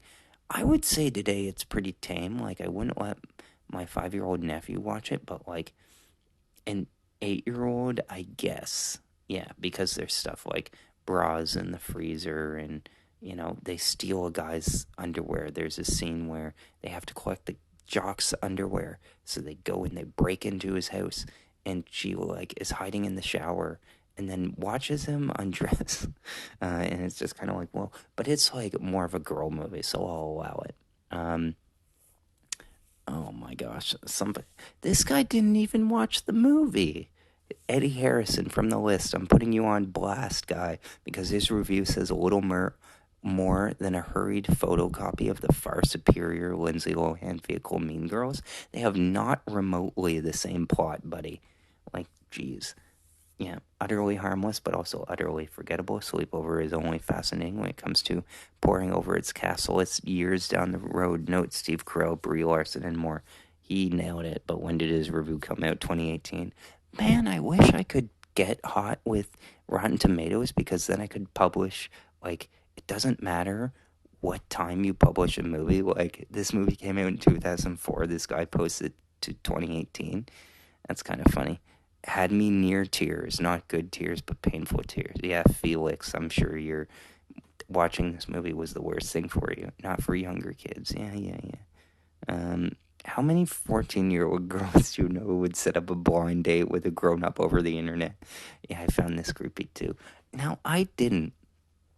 There's a plot point in this film where the English teacher, who's sort of cute, is talking to Alexa Vega, the main protagonist, and he's giving her a reading list just for fun. And I'm like, oh, this guy seems nice. And then they find him later on at a nightclub, and he's the blind date that they pretended to be. And she sort of pulls off for a while that she's not the girl, and then all of a sudden he pulls off and he's absolutely humiliated. But the thing is because of the logic of the movie, it is the girls at the sleepover who are leading this guy down the wrong path. They're tricking him, so it's on them. He's not being creepy because he didn't know that they were eighth grade girls. Yeah, the girls are in eighth grade. This is they're going into high school, even though they all look like high schoolers, which is just one of the many things that's funny about this movie. But I didn't get to the nerds. Okay, the nerds break into the girl's house during a sleepover, and the brother is covering for his sister, who's away in college. He's not even looking at the window when these boys break in, but he hears them, and he's there with the dog, and the dog has so many reaction shots because that's during that time when movies were made. They had a lot of dog reaction shots. These guys, who this guy, by the way, has never seen in his life, break in all at once in through the window, and the guy just goes, the girls aren't here. And then Jeff Garlin, the dad, comes upstairs, and instead of just hiding or saying something when he's hey, are you kids all right, and faking a voice, Jeff Garlin, the dad, opens up the door, and then they all have their backs faced to the wall so he can't see their faces, and they're all singing in a girlish voice, the Spice Girls, If You Want to Be My Lover, including the brother. So it's these guys got the brother to play along with them and drag in the 15 seconds that they had met, and it's just so ridiculous. It's Shakespearean, honestly, because the borderline absurdity. I just went with it because I just love the movie's spirit is fine. So yeah, the only top critics just had stuff to say. But what I want to find out before this, before my battery dies, is who said positive things about it, because there must be somebody. Richard Roper said it was a terrible film. What begins as a simple sleepover turns into the adventure of their lives. Entertainment spectrum. See, gotta love, I love positivity. Also, this website is no longer available. That's funny. And did anybody else like it? Sex in the City for 9-year-olds. That's accurate. Pleasantly pixelated, if mildly alarming. Tom Kyo. Okay, now we're getting to the people who reviewed it at the time it came out, so that's pretty rad. Some of these are you can't click on them because print media was still around back then. If ever a movie could be charged with imperiling the morals of a minor, it's probably Sleepover.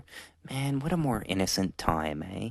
Like, this movie is so much more innocent compared to now with social media and what kids do and see and stuff like that. There's a scene where takes place over a webcam resolution, incredible for 2004. Like, that would have been like 140p, but it's like 480p, a very crisp 480p. I was very impressed with the technology changes. And again, it's just they use flip phones.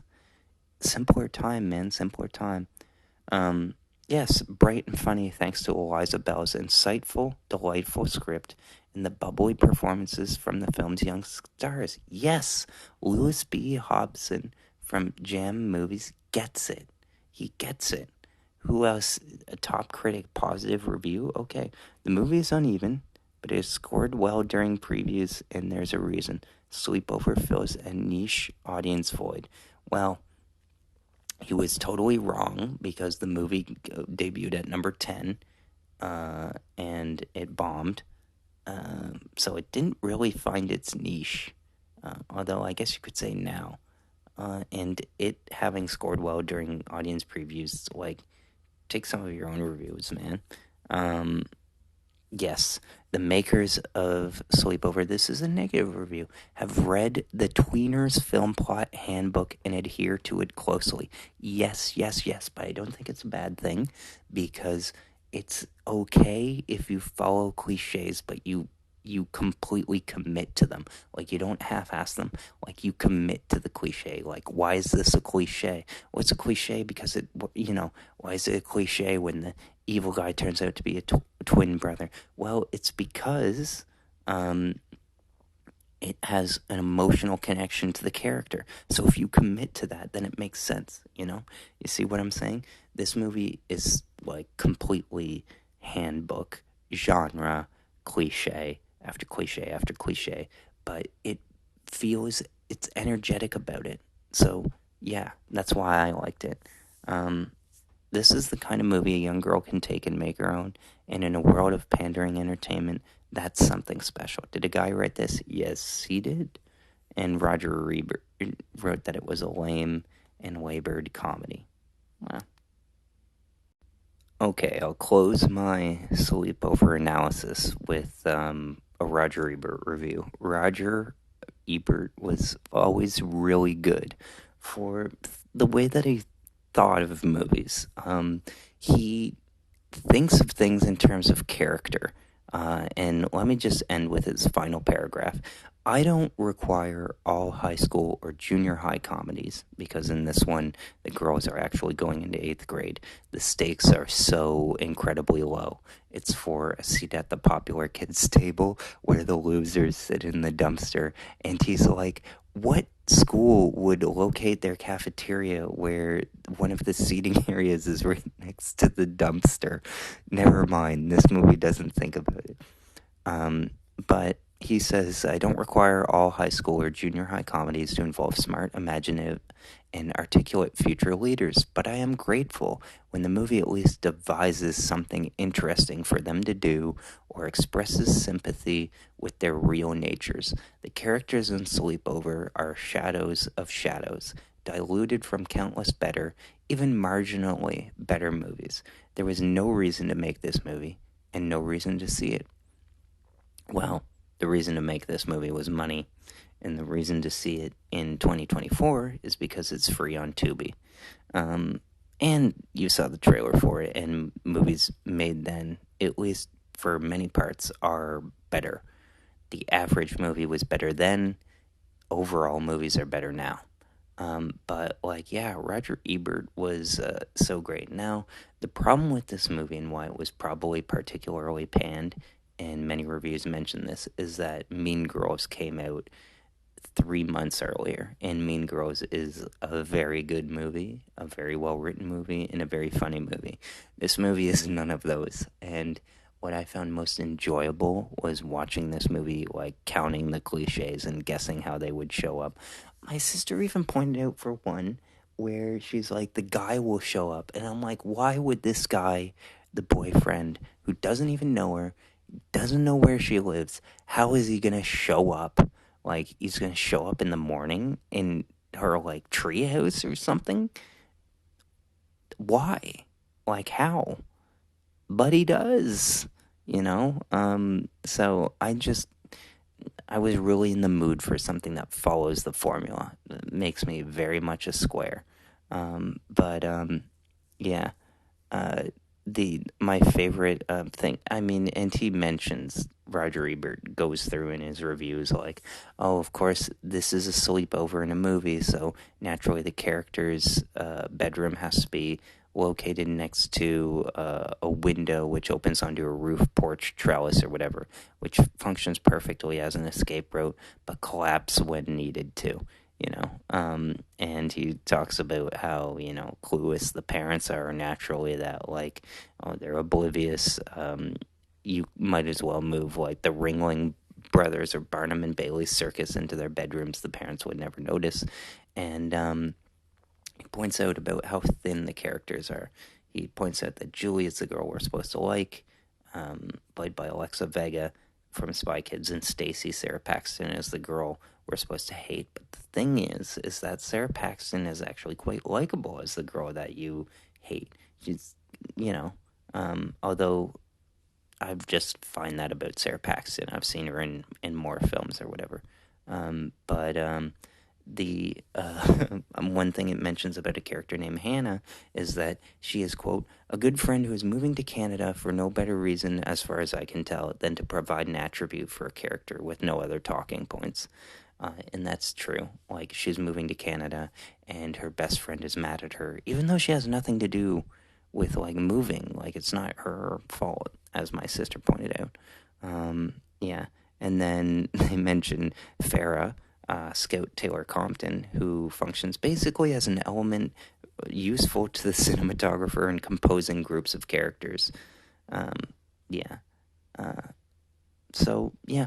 What I liked about it, though, is that in its following of the rules, it gives every character kind of like a scene. Like, the hunk gets a scene, the mom gets a scene, the English teacher gets a scene. Everybody gets their scene, and, like, most of the friends groups, like the quote-unquote fat ugly girl who's not that fat and ugly. If you went to school, there was the fat kid, there was, like, people who were chunky, but then there was a really fat kid. But for some reason in 2004, a lot of people were, like, really thin. Y2K, drugs, I don't know what it was, metabolism. Anyways, people's perception in the media of being fat when being thin was in, and now we're all, like, muscle bound fitness freaks and that kind of stuff, so there's a lot more to do with tone and stuff. But back then, if you were relatively chubby, you were called fat. So interesting how the way that, the world changes. This is a time capsule movie, a movie that was made contemporarily, and then now you look back on, and it's entirely a period piece, retroactively. Yeah, I liked it. Super formulaic. Yes, it's interesting because Steve Carell is in it and Brie Larson is in it. But, it's a short movie.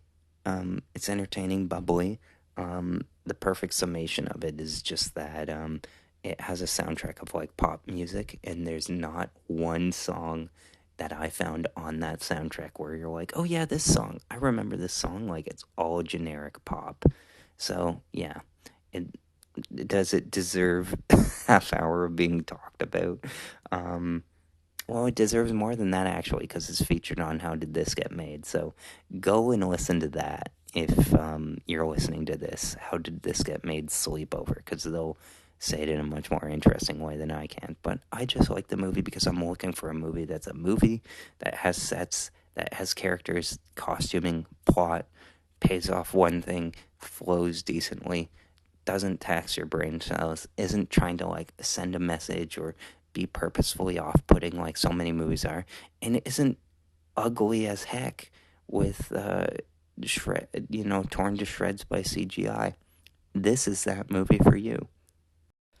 Okay, before I move on to the last repair shop, because there aren't that many movies I saw in my Letterboxd for this week that I haven't already covered, because the other one is Madam Web, and I'll get to the other one soon, is just that in regards to Sleepover, somebody mentioned this incredible scene where the girl walks up unable to get into, like, prom or whatever, and literally says to the girl, if I don't get in there now, in 4 years, I'm going to end up and be you, which is terrible. Do you want that for me? And, well, I'll let you know the results, because the funny thing about this movie, and I thought the same, is that it tricks people into thinking, like, this is what it was like living in that time. Like, I remember watching Dazed and Confused and thought, oh man, it would have been so much fun, growing up in the 80s. And then my mom said about American Graffiti, it reminds me of how fun it would have been to grow up in the 70s. And it's like, these one crazy night, and this is the kind of movie that it is, these one crazy night type movies, they only happen in the movies. They never happened in real life. Like, nothing makes logistical sense. The time period compression is ridiculous, because, like, how much, when you've ever been out with somebody, or people standing around trying to figure out what to do, or how to play this, or where to go, or convincing somebody not to do something. Movies are just all action. So, yeah, it convinces you to think that, like, high school or elementary school, in this case, would be a lot funner. Good stuff. Another funny thing is Evan Peters in this movie, who played Quicksilver. It says to a girl, he's like, hey, do you want to see a picture of me in a coma? Anyways, so the reason I spent so much time on Sleepover, which I just saw like hours ago today, by the way, is because The Last Repair Shop was an Oscar-winning Best Documentary Short. A bit of a warning flag is that it was distributed by 20th Searchlight Pictures, of, the film label, film festival division of Fox, now Disney. And it's a bit too polished. Anytime you see a documentary and it's made by like a major studio, it's like, oh, they saw it at a film festival and thought it was worth it, so they spent money on it. And like, it's bizarre to see in these last few years, documentaries which are shot with like cinema grade cameras, which makes everything look fake because it's in such high definition. This is a 40-minute episode that doesn't even get that deep. The premise is that it's about the last repair shop where in LA, where kids can go and get their instruments repaired, and then it interviews a few kids and adults who like work there and ask them about like their music hobbies. It is as deep as a puddle, and you might say, well, Will, it's a short film and they can't get too deep. I've seen episodes of Ancient Aliens that went deeper than this. Like, it doesn't tell me anything about how to repair these instruments, the work that goes into it. It shows a close-up of them doing it, but I don't get what I'm looking at, really. It doesn't really explain why people do what they do. It's just a bunch of generic, witticisms about, the importance of music of the children. And it's like, well, you're in LA, which is like where the number one record producers go to live and work in the world. Like, of course you're going to have the resources always to repair instruments somehow. So I thought it was lame. I thought that they could have gone more into the repair process. I thought it could have gone into more why the people who run this shop do what they do. It doesn't really get into that. And I don't care about, like, I'm not watching a repair shop movie to find out somebody's, like, immigrant story, because they're all one story. They're all the same. It's always like, oh, my parents risked their lives and came over here. We didn't know what was in store for us, and we were poor. And that's the whole story. And a lot of stories are told like that in this. They're always told in the same way. and it's just not insightful to me. It's not what music is about. Like, there's room for that story. There's room for that story in music, but like, it's all the complaints that people had about Sleepover of like, this is generic. It's been done before. It's not clever. It's not original. That's what I think about The Last Repair Shop. It's just super disappointing because it won Best Documentary Short Film at the Oscars, which it clearly strong-armed its way in. And you know what? To be fair, I might have myself predicted it as a winner just because, you know, people don't watch the documentary shorts most of the time. They're like, oh, what's this one? Is this winning? So yeah, it looks good visually, and it won Best Documentary Short Film. But is it good? No, not at all. I don't really even want to spend more time on it.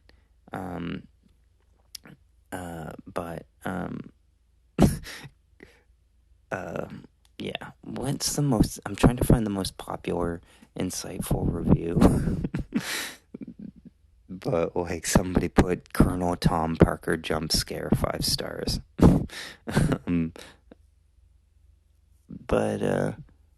Yeah, most documentary short films would focus on one inspirational story about music, but this film dares to cram as many inspirational stories about music as it can into 40 minutes. Not bad, but this would have been much more effective by focusing on only one person. 100%. Yeah, it's just all of what that person said. I want to find a critical review, but the only one that I can find is my own. Let me see if I can find a more popular review. Person gave it 5 stars saying they're in this. There you go. Man, somebody, 2.5 stars. Dana, I struggled with being gay and coming out in the 70s. Patty, I struggled as a poor single mother. Steve, I struggled when Armenians were ethnically cleansed and my father was murdered in Baku in the 80s.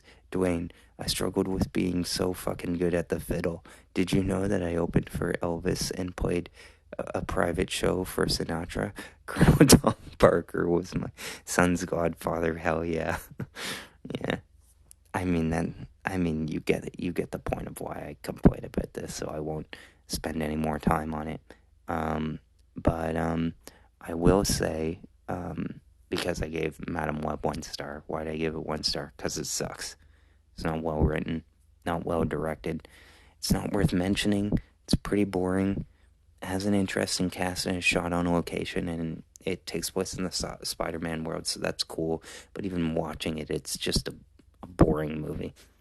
And then what did I have my 4th for that thing? Because it's a movie that I mentioned, especially if Madam Web was there. Like, I haven't recorded a movie.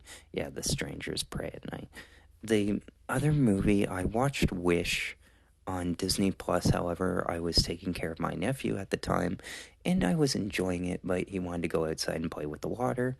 So I did, and we did, and I missed half of it. So I'm not the kind of person who has a movie on in the background and decides that counts. No, I have to be, like, actively engaged. And yes, if I'm on my phone but still listening, that counts. But I have to watch or consume a majority of the movie. So if it's not within eyesight or earshot, like, for 100% of the viewing experience, then I don't count it.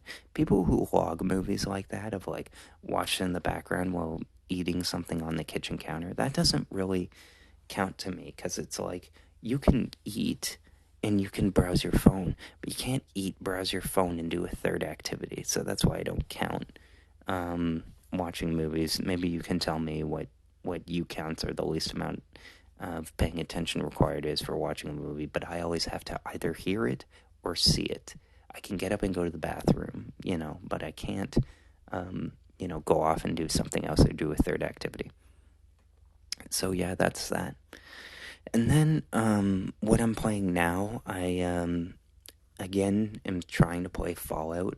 On this little trip I took to Ottawa, I didn't bring any game consoles with me, but I did bring my game controller, and my game controller, I did download it Oxenfree, which is a Netflix game that's mostly narrative adventure, and I got a little gizmo which connects my Xbox controller and allows my phone to slide in as a screen, and I think I might play that on my phone, and we'll see how that goes.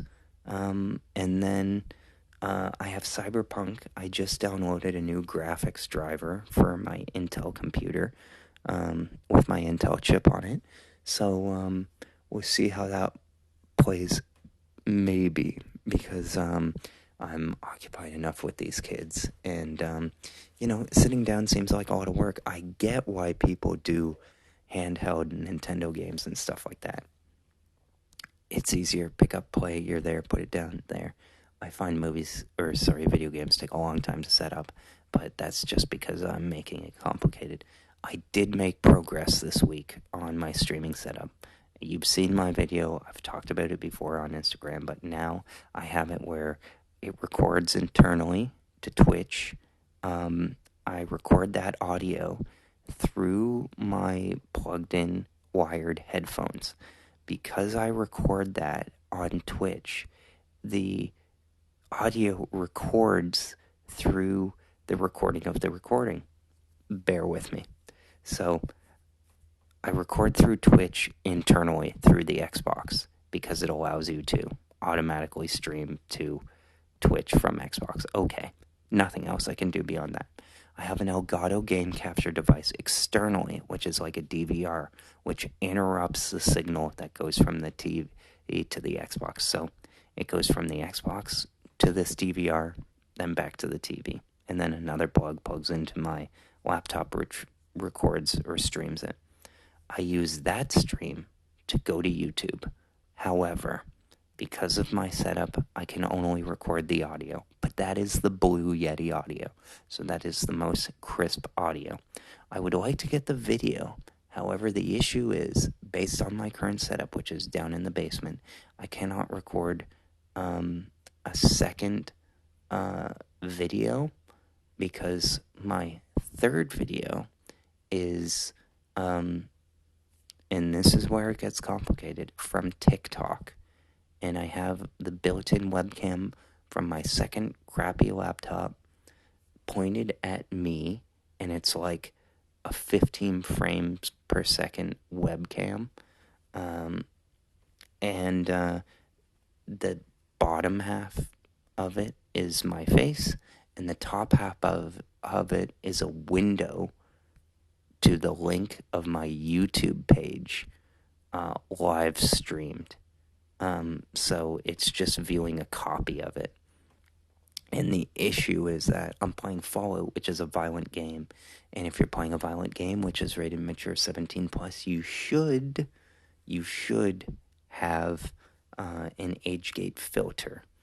However, I wasn't playing it violently or anything like that.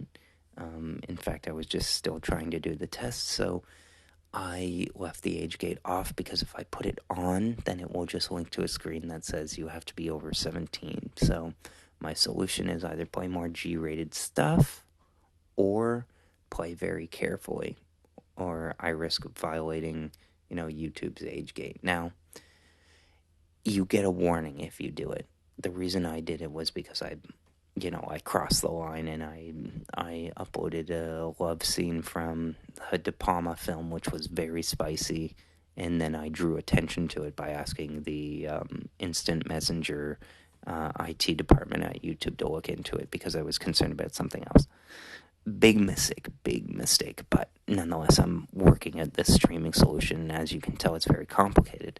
Could I do it in a simple way? Yes, I could pay money to restream and blog and copy it and stuff like that, but that's not useful to me because the only two places that I want to stream to are TikTok and YouTube. Why do I stream to Twitch? Well, because Xbox allows it internally and it takes up no more space.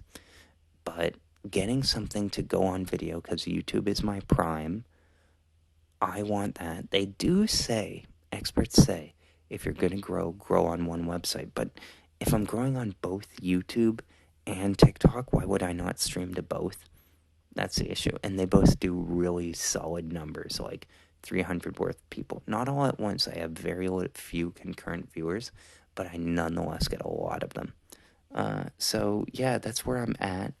I guess what I could do would be for streaming to YouTube if I turned on the webcam and added that and then took the TikTok and put that in a different spot. I don't need the TikTok to, like, I could point it at me off and to the right and then keep the YouTube one pointed at me directly. That could make sense now that I think about it. And that's the beauty of having a blog, because I wouldn't have figured it out had I not figured it out with you right now. So yeah, that's my current setup. I might play that Xbox game, but I don't know how to record for that one, and Netflix won't let me. So if I record that, I have to just play for fun, which sadly I haven't done in forever, aside from when I play with my nephew, which you can see our Lego Marvel superhero game, which did phenomenally well. One of the highest rated things on my page, and you'd think I'd get the hint to keep playing only that stuff, but I'm just so scatterbrained. So yeah, that's my setup. That's how I'm doing. That's what I'm playing right now. Working out the technical kinks. You're helping me do that. And I'd like to close off this episode just talking about Twitter and social media fights, because I'm in the most petty, or was in the most petty, social media fight. And the funny thing is, the guy didn't really even block me. Me and him got into the fight over a definition of the word. Yeah, it's just so stupid. I'm going to see if I can quickly find it here. Will I be able to find it? Twitter is a mess. So if I can't find it, then what I'm going to do is just simply, recap it to you generally. But I really want to find it because I want to be exact. Why is that important to me? Well, just because. Bear with me. Yeah. Hey, somebody liked my tweet that repair shop sucked. Thank you. Oh, yeah, here we go. So, it's this guy, and I'm calling him out right now. His name is Dave Lee. What a generic name. Now, points to him because he has his own picture as his profile pic, so I have to, respect that.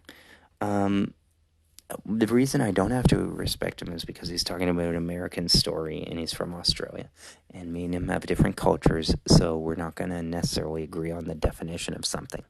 And that comes up later on. This guy has 140,000 subs on YouTube and is Rotten Tomatoes certified, so I'm super jealous of him.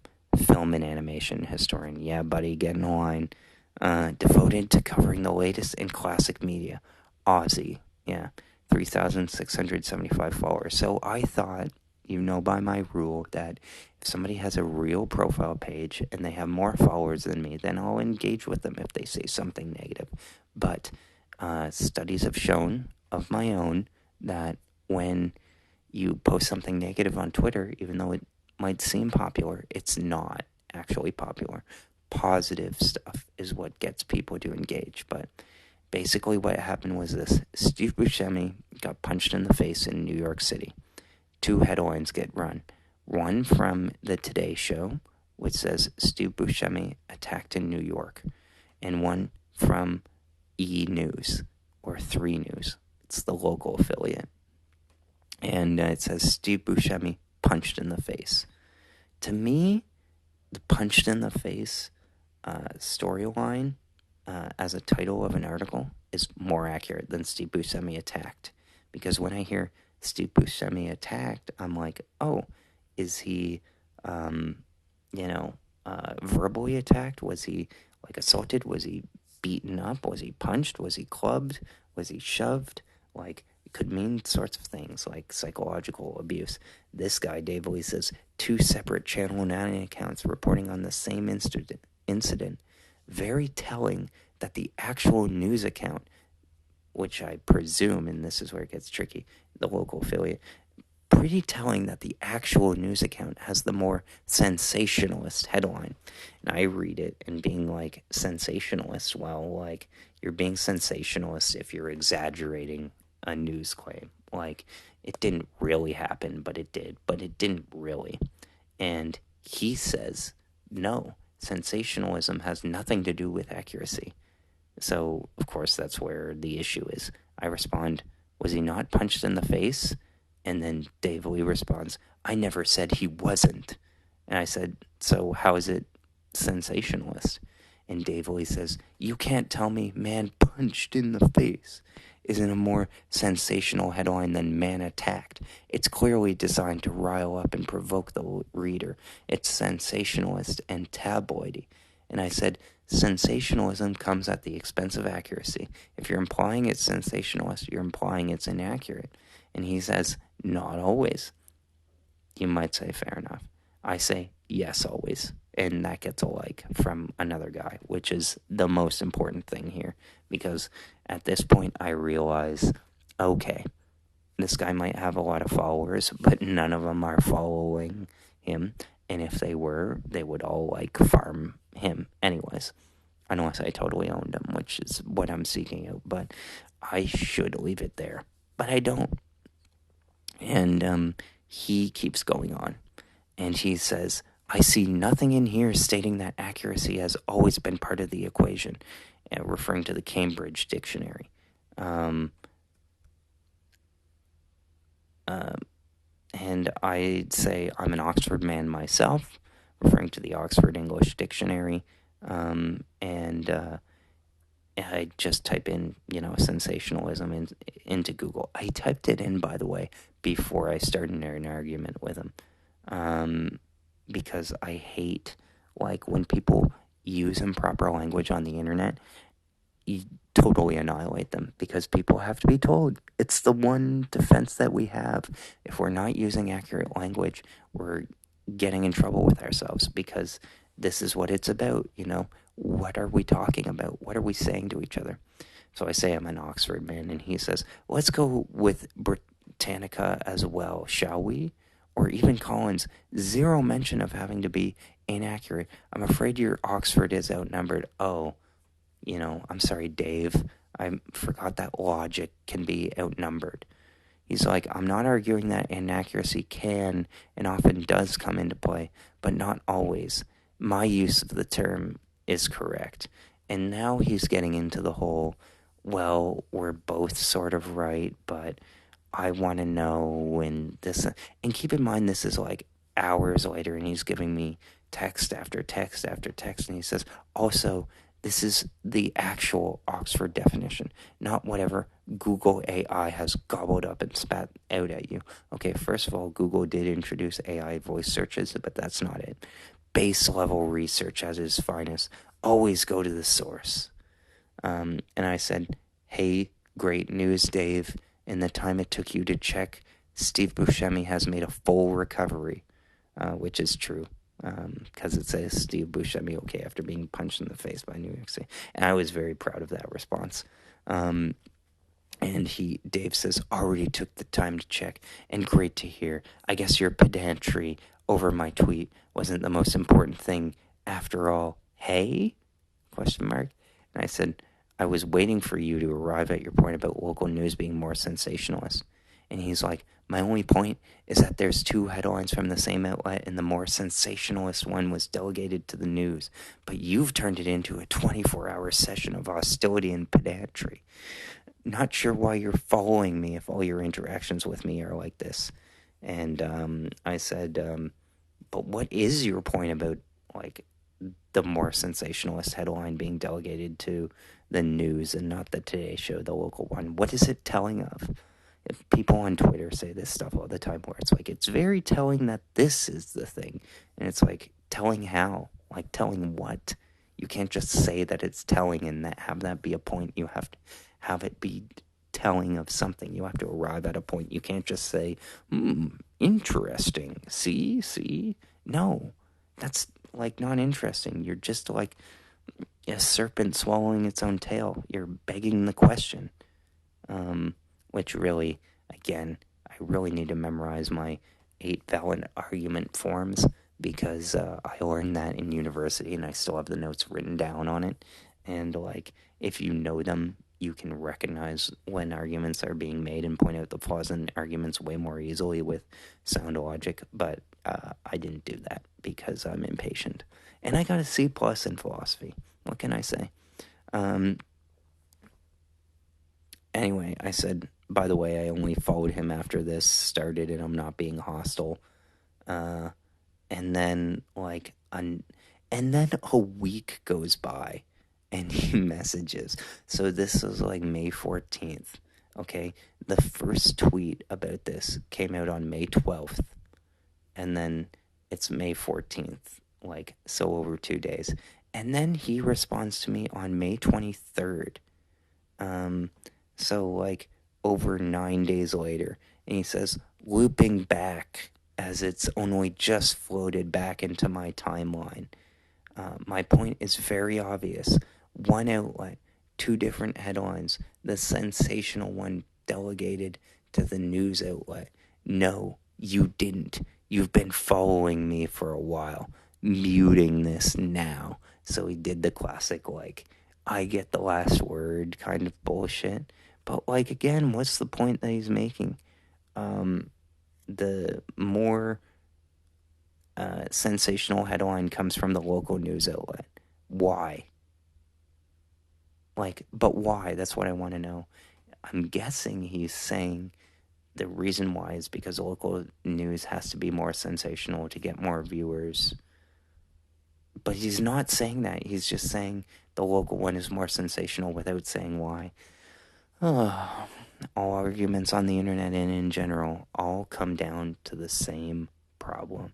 If you're having an argument with somebody, you are most likely not talking about the same thing. One of you has one idea in your head and the other person has another idea, and they might be very, very similar, and they might even be the same, but you don't see it that way. Like, you might be afraid of the same thing for different reasons, or you might be imagining different scenarios, but the fact is that you are not talking about the same definite object. And that's what I can't get this guy to understand, of, like, I'm not criticizing your point, I'm asking you to make one. And you're getting mad at me like he sees me as being hostile. And I've used no capital letters or no exclamation points. But he is not used to being talked back to, I guess, with his, like, 360,000, 3,600 followers. So I'll have to come up with a clever thing. Maybe I should do it right now. Been following me for a while, muting this now. I just want to tell him go F himself, because he really gave me nothing to go on, but I can't let it go. This is the internet.